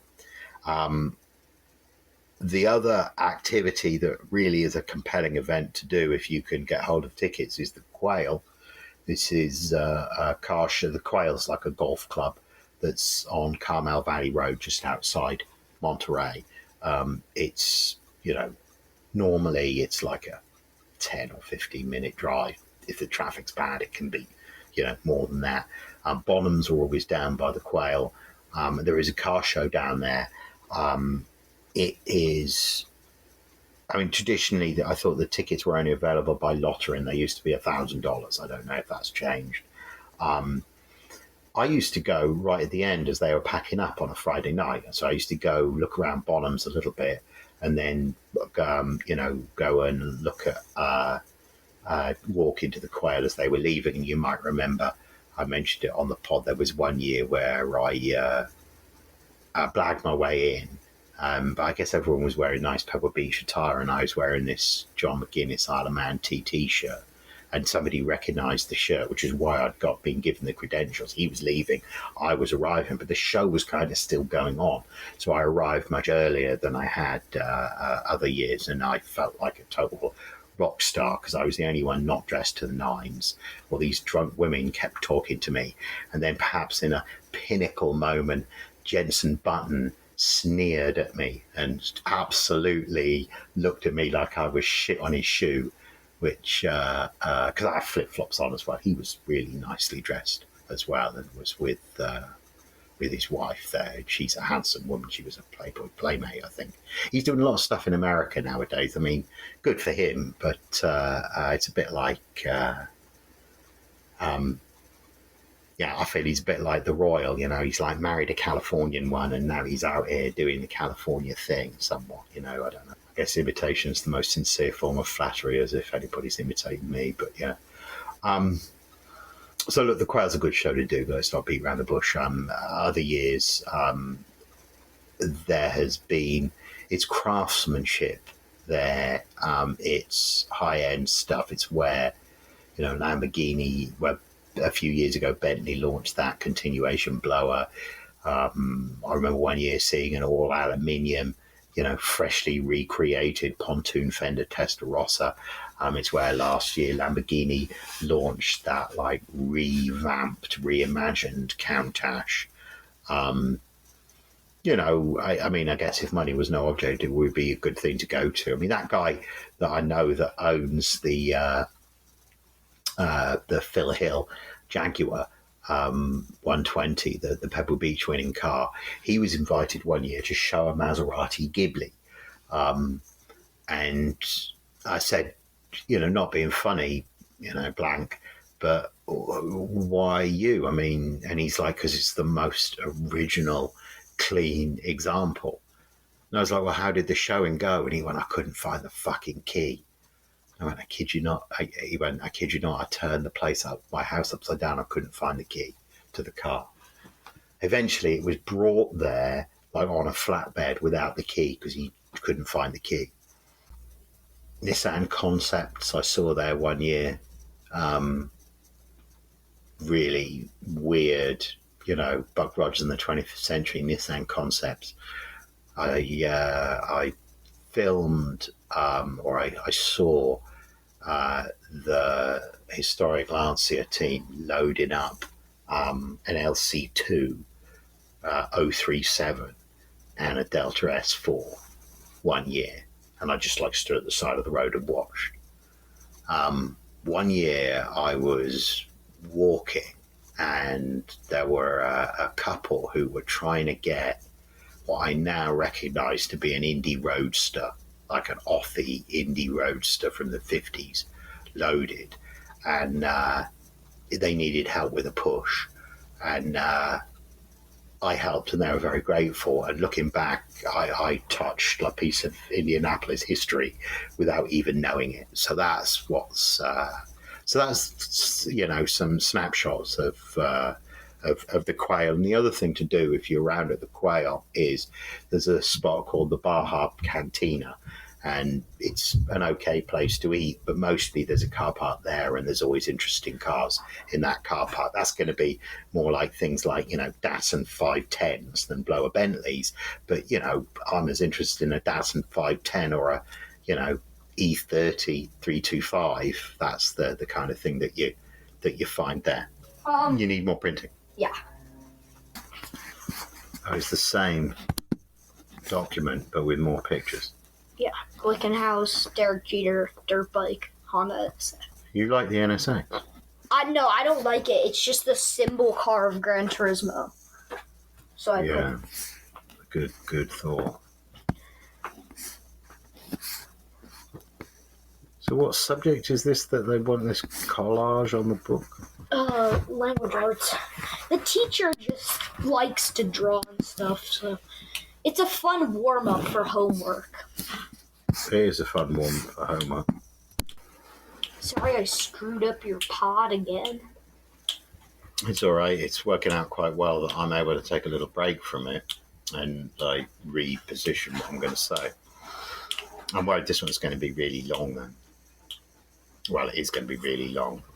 Why does anybody care?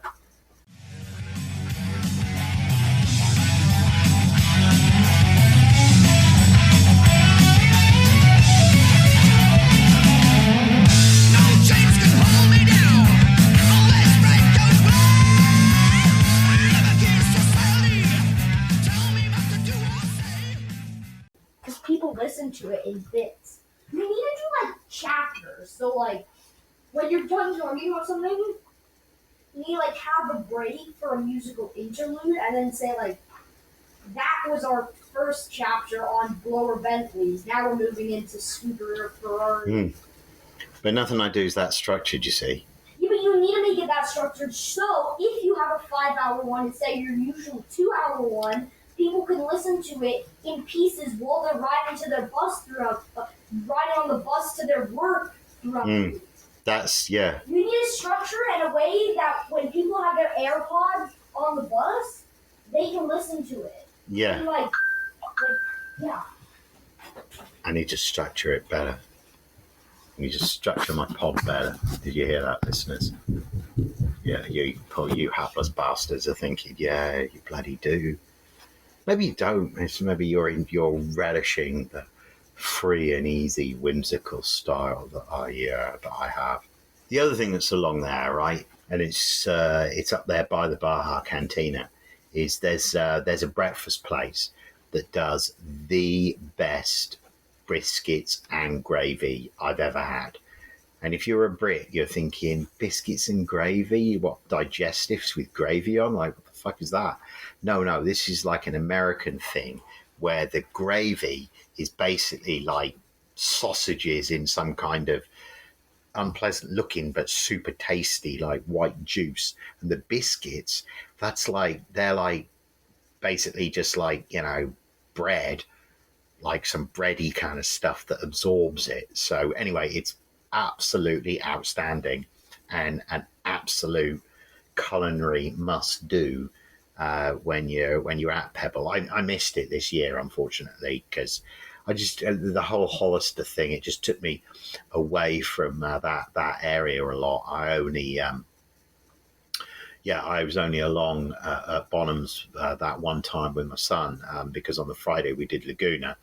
On the Saturday, and took him home on the Friday night, and on the Saturday, I drove back down, and I'll talk about what I did on the Saturday in a moment after I've talked about Laguna. See, I do have a structure and a process, don't I? Good Lord. All right, so the Monterey Historic's at Laguna Seca. So I said earlier, Laguna's a great circuit to spectate. It's hot. My son's favourite viewing point is at the Corkscrew. So, other years I've like struggled up the hill in flip-flops, slopping beer everywhere, being like, fucking hell, Ollie, can't we sit at the bottom of the hill? But then once we've got up there, of course, it's been really worth it, and his passion has made it really worthwhile. Well, this year, an old friend of mine, Jack Pesso, if you're ever listening, one of the most interesting characters you're ever going to want to meet, has had a campsite up there with his son. Jack's one of the first people who ever did the Mercedes Sprinter van. He was living the van life before anybody else had ever heard of it. Literally when I pinged him to be like, you know what, Jack, you used to have that campsite because we might swing by and see if we can see you and hang out with you this year. He was, when I sent him that text, he was dirt biking in the Sierra Nevadas. That's how really I always felt a very skilled rider. I've never ridden with him. I just know by talking with him about riding experience. Never somebody who's overestimated his own skills. Won't ride sports bikes because they scare him. But if you see him ride a super motard, he just rides so hard. It's like picking up the front wheel out of every corner. And you look at the tires and there's no chicken strip on them because the guy grew up on dirt bikes, and now it's like you channel all of the frustrations of being he's like me in that he swims against the tide. And when you say to him, but you're swimming against the tide, you say he just pushes back on the notion that he's swimming against the tide and won't see that there's another way. And I understand that because I am like that myself. I think that's why so having not seen him or spoken properly to him for years, we've gone like that before where when you spend time together again, we just get on. And so hung out with Jack up on his Sprinter. He did fried up some burgers for us, which was fucking awesome and lovely. And we drank beers and then pottered down from. He was on the outside of turn 9, so if you know the track, you do the corkscrew. So Laguna's awesome, right? There's the start finish, which is when you're at speed, it's a climb. So turn 1 is the elbow on the straight, where most people use that as the cut-off point, and then you sort of goes light through 1, and then there's a descent into a hairpin of number 2, and then 3, 4, and 5. 3 is a right, 4 is a right, 5 is a left, 6 is a left as well. They get progressively faster, and they have a wonderful rhythm, the kind of rhythm that about if you've played, racing games on the Nürburgring, or if you're really good on the Nürburgring, that section at the top of the track, after the carousel, Vipperman, that kind of section there, where it's left, right, downhill, faster and faster, goading you to put a wheel off the road. And if you do, it's a disaster. Yeah, awesome circuit. Well, at Laguna, you then are on that little straight up the hill, and then it's the corkscrew. So the corkscrew's blind. On a motorcycle, you have to flop in without seeing the first apex, and then almost before you've seen the first apex, you have to get the bike flopped onto the other side and wind that throttle on.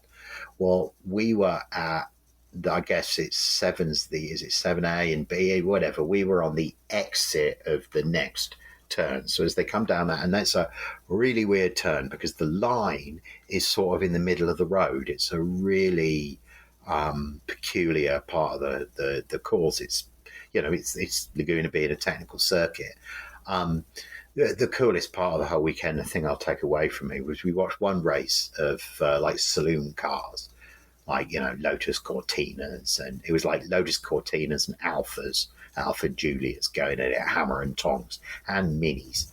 And there was this one car, 44X, and whether it was, even when they changed drivers, whoever was, that both drivers had the same style, that the way they turned in, the car physically, the turn-in was one of the most incredibly direct, awesome things I've seen. We saw a couple of spins, we saw a couple of cars go into the barrier, sadly. The part I'll remember is an Alfa doing a full 360 and then finding bottom gear without going into the gravel and taking off. We did see the IMSA cars raced as well, like 80s IMSA cars, so like IROC era Camaros, and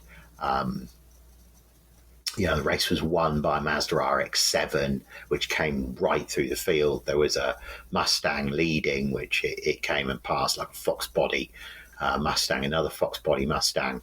The guy just got a little bit of understeer, and then it understeered, and it understeered, and it understeered, and then it was in the gravel, and then it was in the barrier, and you were like, shit, the bed. Like it was almost in slow motion. It was really like hard to watch.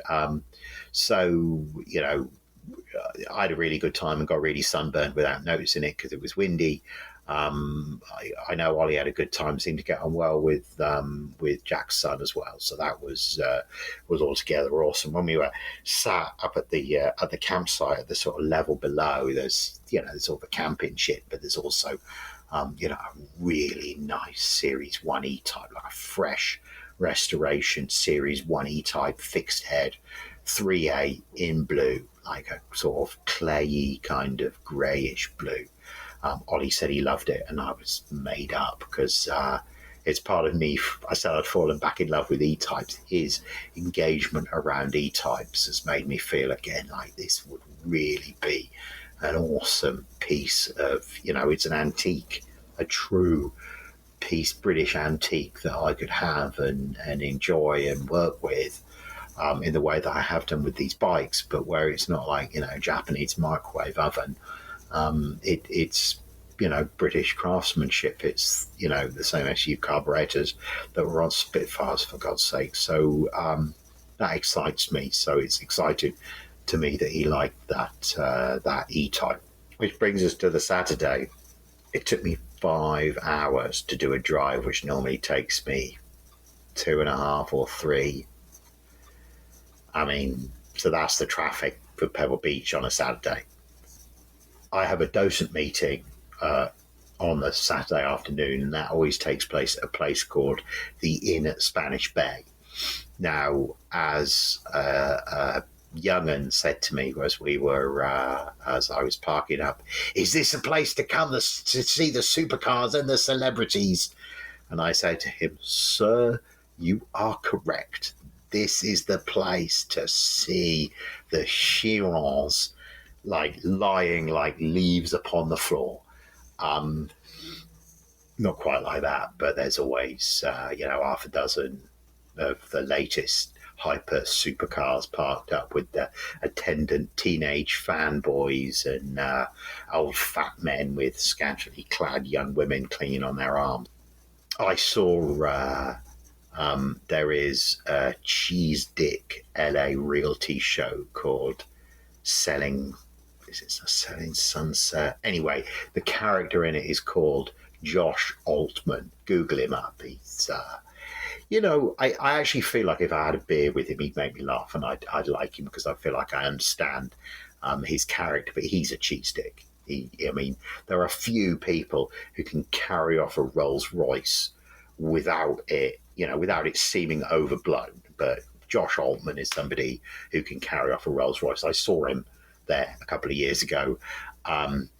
There was maybe 3 years in a row where every time I went through reception of the hotel, because we sometimes there's a nice little steakhouse there, and I sometimes used to have a meal with Wayne. It didn't used to be quite as rammed as it is now. So Wayne and I sometimes after the docent meeting would go have a steak dinner. Which was nice. I met a really interesting guy at Haggerty who looks after all of Haggerty's events, a chap called Matt Arendek. Had dinner with him one time, and that was fascinating, just learning about Haggerty's vision for why are they buying all these shows and what are they planning to do with them, and so I had some idea of where they were going with that anyway. So I have but I was going to say there seemed to be 3 years in a row where I saw Derek Bell in reception of the inn at Spanish Bay. So went there, had the docent meeting, looked at the hypercars. I wandered the car parks. This is really one to wander the car parks in. I can't remember anything that particularly stood out for me, but I really use it as an opportunity to have a look-see at whatever the latest and greatest, supercars are knocking around, because this is a good environment to do it. I dare say there are better environments to spot supercars. Pebble Beach weekend, there is a supercar event. I can't remember which day it is. I went one year, it was absolutely rammed. The free events tend to be rammed. I would rather pay, because that way you're actually going to be able to stand back and look at the cars. So there, look, I've given you another useful little nugget of advice. All right.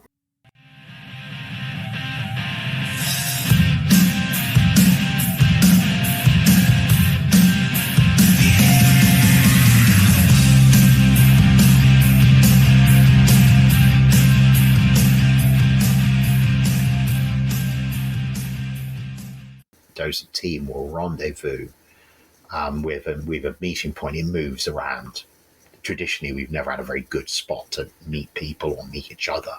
Now we have a decent spot just because of some tweaks they've made to the design of the field, which is great, right? It means that we're becoming more important to what Pebble Beach is, not less important. And that's not about my ego. That's about, the stories around the cars are more important than just looking and going ooh and ah. So that's compelling. The first cars, so there's this Pebble Beach thing, the Dawn Patrol, where you go and you see the cars come onto the lawn right at the beginning. The reality is when it's too dark, you can't bloody see, right? So, and the sun is not up until, 6:15, something like that. So, or at least not up sufficiently for you to be able to see anything. So, and then what we will do, we'll meet at 6:30 and then we'll walk the show field, engaging with as many owners as we possibly can and sharing as much knowledge with each other about what we've learned. And I use that time to decide where I'm going to stand to do the tours that I'm going to do later in the day. Because if you think about it, you might be like, oh, there's a class of Porsche 917s, I want to talk about them. But if they're right at the other end of the field, you're never going to get there, right? You have to have things to talk about which are relevant with the people who are really close. The other thing is people always say to you, how do you learn about all the cars? Or, do you, one guy asked me this year, do you each take specific marks? And I told him no, because, you have to know something about everything. But in reality, you do, right? Is that this year the two featured marks were Packard and Maserati. Well, with the best will in the world, I'm not going to become an expert on Packard overnight. But Maserati, I have a great feel for Maserati anyway. I know what made the cars great without knowing what A6 GCS stands for. I know what made them great. Now, you always learn something fresh at Pebbles. So what I would say to you now is you may well know that the great sports racing Maseratis of the 50s were 6-cylinder, but did you know that they were twin spark? So that meant that in 1954, they could have a 2-litre that revved to 8,000 RPM and made 190 horse. I mean, it's eye-popping stuff, right? It's just... And the scale it's done on a smaller scale than these big Ferraris and this kind of stuff. It's not quite Ciata, miniature scale. It's not quite, Mille Miglia, Etceterini special on a Topolino frame. It's not quite like that. It's bigger than that. So I said to people, I don't feel they're big enough to be physically big enough to be Pebble Beach winners, but my word. Sorry, Dana. Are we printing off more? No, I think we're done. Awesome. At least I need a break. It's like freaking masterpiece worthy. It's always, we were just working on it for 2.5 hours. I know. It's so good. I know. love, as soon as he's in collaging, I'm like, we're buying rubber cement. Yeah. Your so we did a good job. Your excitement at completing the project is... Yeah, we did it together. I'm just feeling it. Yeah. We worked on it. I don't think Nanny ever worked with me That 2.5 minutes on anything, much less No. 2.5 hours. No, but it's the zeitgeist, it's the spirit of the age, isn't it? Come on. It's the spirit of the age, isn't it? It's that we... All right, Doodle, our dinner is very easy to... Oh no, are you recording us? Yeah. Ay. Our dinner is very easy to make. It can be ready Ew, doggy. within 15 minutes or 20 minutes. What's Yeah. going So on? should I do it? world? Not in 15 minutes. Let me finish this up. I've a couple more What's bullets to going do. All right, on? so come upstairs. We're going to put a show on. I'll pause it and cook dinner as soon as you come upstairs, and then it'll be ready 20 minutes from that time. All right. Major faster. Red. Roughly about 15 or 20 minutes. We will now return to our I'm not red. going to do anything to it yet then, because otherwise it'll be ready too fast. Yeah, don't do anything yet because I've Okay. still got 1, 2, 3, 4 bullets. We're going to watch a show. Ollie, the barbecue show isn't over. It's the finals. Oh, I thought it was over. I thought we saw that like Shatika. Can I save that? I'm Oh. saving it. That's why it was here. All right. We will now return to our regularly scheduled pod.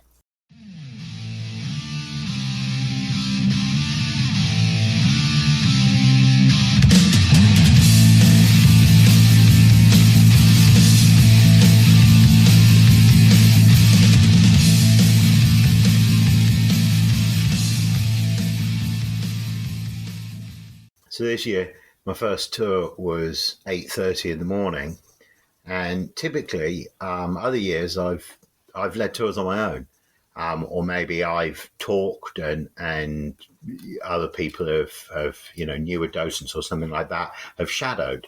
So it was unusual for me to be in a position where another docent was leading, and I said to him, "How do you want to structure it? You're the designated leader. How do you want to structure it?" And he said, there's 3 of us doing it. I like to talk about this mark and that mark. We'll just. So I basically we agreed that he would call on me when Maserati came around. Well, he has a really conversational, like easy kind of style, and although I found the pacing quite slow, it worked for the group. And had he not had that conversational style, the incident that I recounted earlier about, spotting the hinge on the Frua Maserati and me talking about it and then the owner stepping in, had there not been that conversational style developed by David, the other docent, that wouldn't have happened. So I learned something about tour guiding as well as, of course, something about the cars by listening to the other people. So that was enjoyable. As we are doing those tours first thing in the morning, the judging is already taking place. So that's how the show works. That the judging takes place, and if you're not aware, there's two kinds of ways of judging Concours. There's the Pebble Beach way, where every car starts with 100 points, and every fault you find's a deduction, and that can literally be as little as a thumbprint on a piece of chrome can count as a half point deduction. So that'd be harsh, but it can be. You're not likely to win your class, let alone the event outright, if you don't score 100 points. So the judging's taking place there. Of course, the judges are people who are known as being experts in that mark because when you're invited to Pebble, you can't come back for 10 years. Owners perceive it as a one-shot deal quite often to come and you either win or you don't. So you want to, so there is a sense of competition there. So the judge is doing a great job and judging completely fairly and knowing more than the people who've restored the cars about, how the cars should be. That's, that's something that the judges have to contend with. So that element of it means that if they're a bit tetchy and take what they're doing very seriously, I understand why. Because of the time, money, and effort that people put into getting cars ready, it is a mark of respect by the judges to, actually do the job seriously rather than, that's what am I trying to say? I'm trying to say that the seriousness of the judging reflects the seriousness that contestants go to when they're spending $1 million. Some people spend on a restoration before, in addition to the cost of the car and transporting it there and all of that stuff. So the car's divided into classes. There's about 100 of them. The reason why I like about 100 is you can see about that many. More than that, it's difficult to look properly at that many cars in the course of a day. I think it is possible, but as I get older, I even find 100 quite a lot to look at. And I freely confess there are years where I missed the best in show. Not least because I tend to, err on the side of the post-war stuff, not the pre-war stuff. I'm far more likely to spend time talking about the Ferraris than I am talking about the Duesenbergs. That's the bottom line there. And when Pebble do something like they did this year, where they have a class of wedge cars, where you've got, the Lancia Stratos Zero, which is, lower in height than a Ford GT40 and looks like a UFO. When you've got a class, there was a Vector W2 on the show field. When you've got cars like that on the show field, I want to talk about that, and I want to be able to engage people my age and younger. I'll leave it to the people older than me to get excited about the Packards and the Duesenbergs. Although I did spend some time this year looking at those cars when I had some free time on my own in the afternoon, and I really am convinced that the Don Williams folk are right, that these Olympian cars, there's a book called The Olympian Cars that I was recommended to read years and years ago. It's an outstanding book, and really it explains how the premier American, but also European marques, Mercedes, Bentley, the Delage, are in the same breath as the Packards, the Peerlesses, the Duesenbergs, Soto Fraschini would be another. These were cars that were built up to a standard, not down to a price, and nobody builds cars in that way anymore. Nobody builds anything in that way anymore, and it's right that we glory that kind of craftsmanship. So for me, I've seen the cars drive across the ramp before, and it's not that I don't care who best in show is. It's that by I like to use that time when the cars are around the ramp in the afternoon. I like to use that time to really look at cars on the field that I've not looked properly at, and this is going to be your last time to look at them, because once it gets past lunchtime, you've been on your feet for 6-7 hours at that time, and you're starting to feel quite tired. So I find even if I caffeinate and sit down and re-energize, the batteries are pretty seriously depleted by that time. Now, what I would say is, and in what I've really tried to do in recent years, is make sure I still have energy for Casa Ferrari.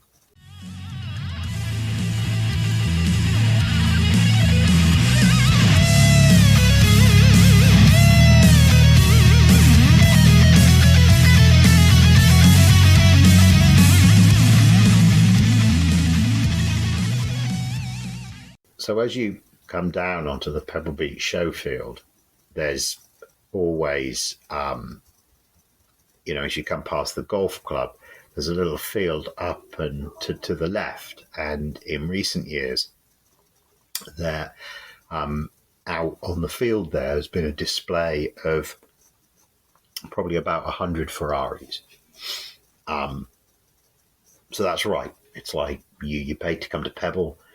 But arguably, if you like Ferraris, the bonus Ferrari show is better than the Pebble show. If you're a Ferrari guy, if you're the kind of guy who thinks that a Ferrari F40 is, the most wonderful thing ever, you are likely to not need to go anywhere near the actual Pebble Beach show field.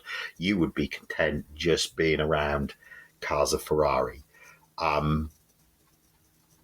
They had a special little, I won't say class because it's not a judge show, but they had clearly had made a special point of inviting superfasts from the 50s and 60s. So this is kind of the the F40, F50, Enzo, LaFerrari of their time. This was the 400 Superfast, then the 500 Superfast. These really were very exclusive, aimed at Ferrari's, most wealthy clients. So produced in minuscule numbers, such that if you like the cars, it's not long before you begin to recognize individual chassis numbers. Individual cars without going as far as looking at the chassis numbers. There's that limited a number of them, and the same cars come up for sale. Because there is a sense that I think people want to touch these things for a little bit and then let them go. I want to emphasize two cars at Casa Ferrari. I want to emphasize the Luigi Chinetti Vignale bodied 340 Mexico. It's one of three Vignale bodied 340 Mexicos. It's the only one with a hard top, I believe. Chinetti used it to do the Carrera Panamericana. The history is just stupefying right there, isn't it? And it's not a 250, it's a 340. And, I did that event with Alain de Cadenet all those years ago where we had a Buono 250, and it was it was a gutsy sports car, but it performed more like a Triumph than it did it's a 56, right? That's because that's a 250, right? A 340, that's 300 horsepower plus 150 mile an hour, scare the shit out of you, proper sports car. Loved it, spent ages with that car. The styling of it with the high fenders and the way the lights are set and the way there's the indents in the door, it is without question one of the most interestingly styled cars I've seen. Also one of the Superfasts, a black convertible, a piece of chrome that went from the headlight all the way down the fender, down the door, down the rear fender, over the top of the rear wheel arch, and then met the back of the bottom of the tail light.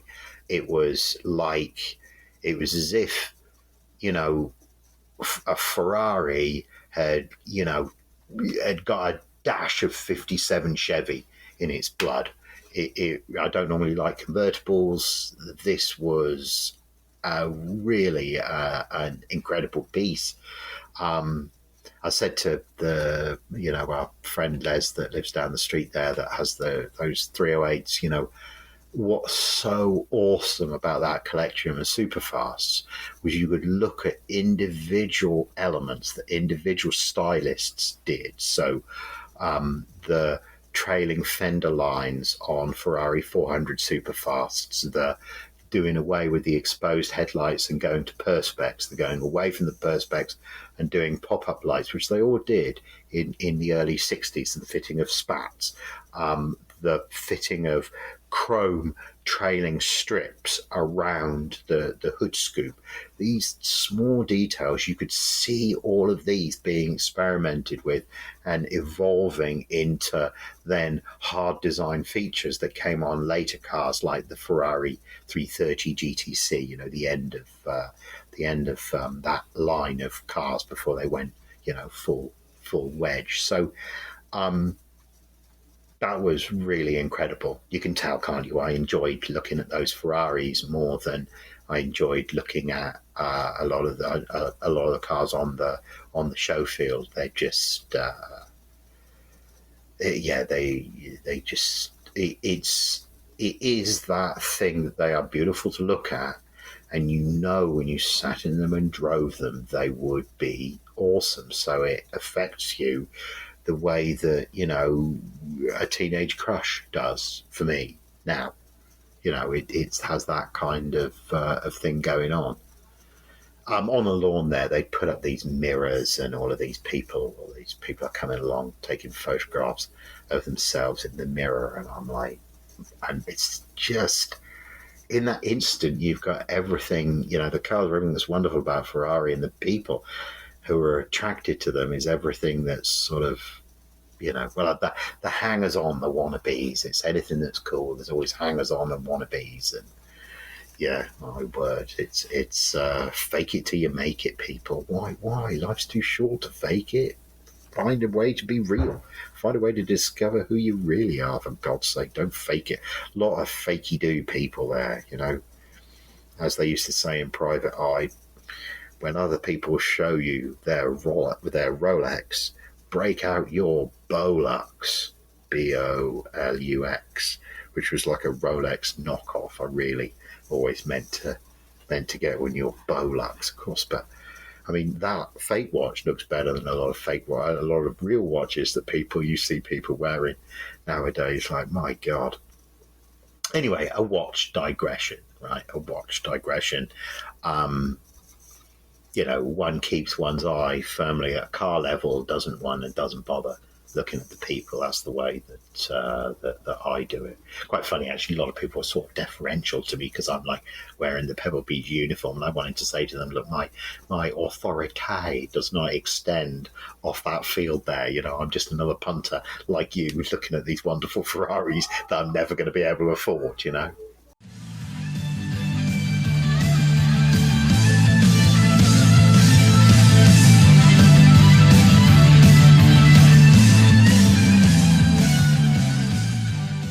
So finally, I mentioned it earlier, used that old Mercedes E55 AMG for the trip. It's past 160,000 miles now. It did it on this trip. I used it for Hot August Nights, which is like a previous pod. If you look back a little bit in my catalogue, as it were. So I did Reno, really leaned on it quite hard in the Reno trip, leaned on it pretty hard in the Pebble trip, but less so, and it has not missed a beat. And if I sound surprised by that, it's because I know I haven't used it since Pebble Beach last year, and I know that because when I took it out of storage, it had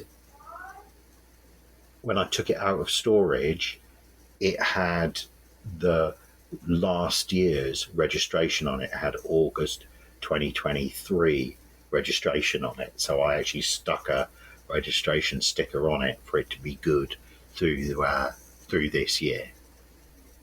So it works extremely well for that kind of trip because it's comfortable and it's fast, and the issues that it has, and I guess the main issue that it has is the rust in the roof, which I've talked about before, but it's now like in an L shape. The whole, like the rust section is like in an L shape around the top of the sunroof. And if you catch it in the right light, you can actually see the interior light through the hole in the roof. I mean, how long before there's electrical problems as a result of that? I mean, I've ridiculously been lying a cloth over the holes so the condensation doesn't go in the holes. I mean, it's so ridiculous. So I don't know what I'm going to do with that car longer term, because it needs a lot of money spending on it. Really cracks. The windshield is terrible. Cracks in it now. I guess one time the wiper went, and it's got one of these like single reach into the corner wipers. Well, that went, and when I twitched it on, it just cracked the window. I was a little bit cracked anyway, and it's gotten worse since. And but yeah, so it has a real, it just looks really, really tired now. There's a load of oil coming out around on one of the front wheels as well. I think I mentioned this on another pod, but the point is that I think the wheel bearing's going away. So, yeah. So probably what I'll do is just put it back into low die, take the Fiesta back out again, use that for another year and not touch it. But the thing is, every time I get in it and drive it, I'm just like, this is just so comfortable. It's so much easier to use than, the Fiesta or the Mustang, because they're both, stick shift. So yeah, for the school run, just love that bloody Mercedes. So yeah, enough eulogizing that thing. Let me wrap up with a recommendation of decent road, and also a perspective piece on California, right? And it's the hotel I was staying at, hotel, golf course, whatever, was right on Highway 25, and I thought, well, the bit of Highway 25 running south, I thought that looked pretty remote when I was like looking at it on on Google Maps. So I thought the day after the show ended, I thought, you know what I'll do? I'll do a bit of a scenic route home, and I'll explore this Highway 25. If I tell you that as you leave Hollister, you pass a sign that says next services 76 miles, like you're in the Nevada desert or something, not in, barely out of the Bay Area in California. That gives you some idea of what that part of the northern Central Valley of California is like. So this Highway 25, basically, it takes you to, there's some national parks and things in there, but those are non-contiguous roads. So I was just doing what are these roads like? Can I explore? And I had the most wonderful road trip experience. Really wanted to recommend Highway 5 as a road to explore if you're in California and doing a road trip. I turned west on, I think, Bittersweet Road it was called, and dropped down into into King City. And then I made a real road trip out of it. I then, in King City, I crossed over King City and then did that river road that I was talking about up back towards, I took that north and then parallel to 101, and then got on, and then got on 101 and came home the normal way. So just for Europeans here, what you have to understand about roads out west here is that there's like one road, the mother road, 101, Highway 101. This is the road that connected California's missions together. And that road's turned into like a highway, a dual carriageway, but every other road off there is like a tributary. There's not very many parallel roads. There's not very many alternative routes. So what you tend to find is that all the traffic is on 101, and it's not a very good driving experience. But if there are parallel roads, even if they're much slower, they're often a really wonderful motoring experience. So that's why I like to stay off the highways. That's why I would highly recommend Highway 25 as a part of your Pebble Beach road trip experience. Thank you, Drive Through.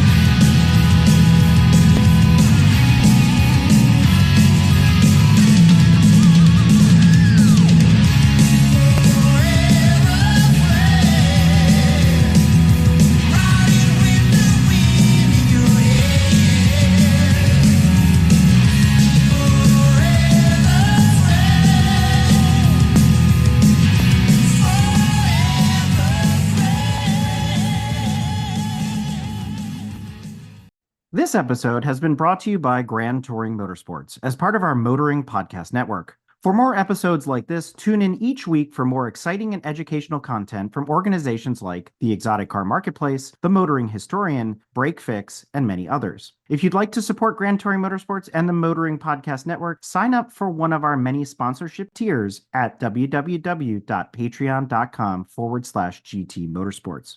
Please note that the content, opinions, and materials presented and expressed in this episode are those of its creator, and this episode has been published with their consent. If you have any inquiries about this program, please contact the creators of this episode via email or social media as mentioned in the episode.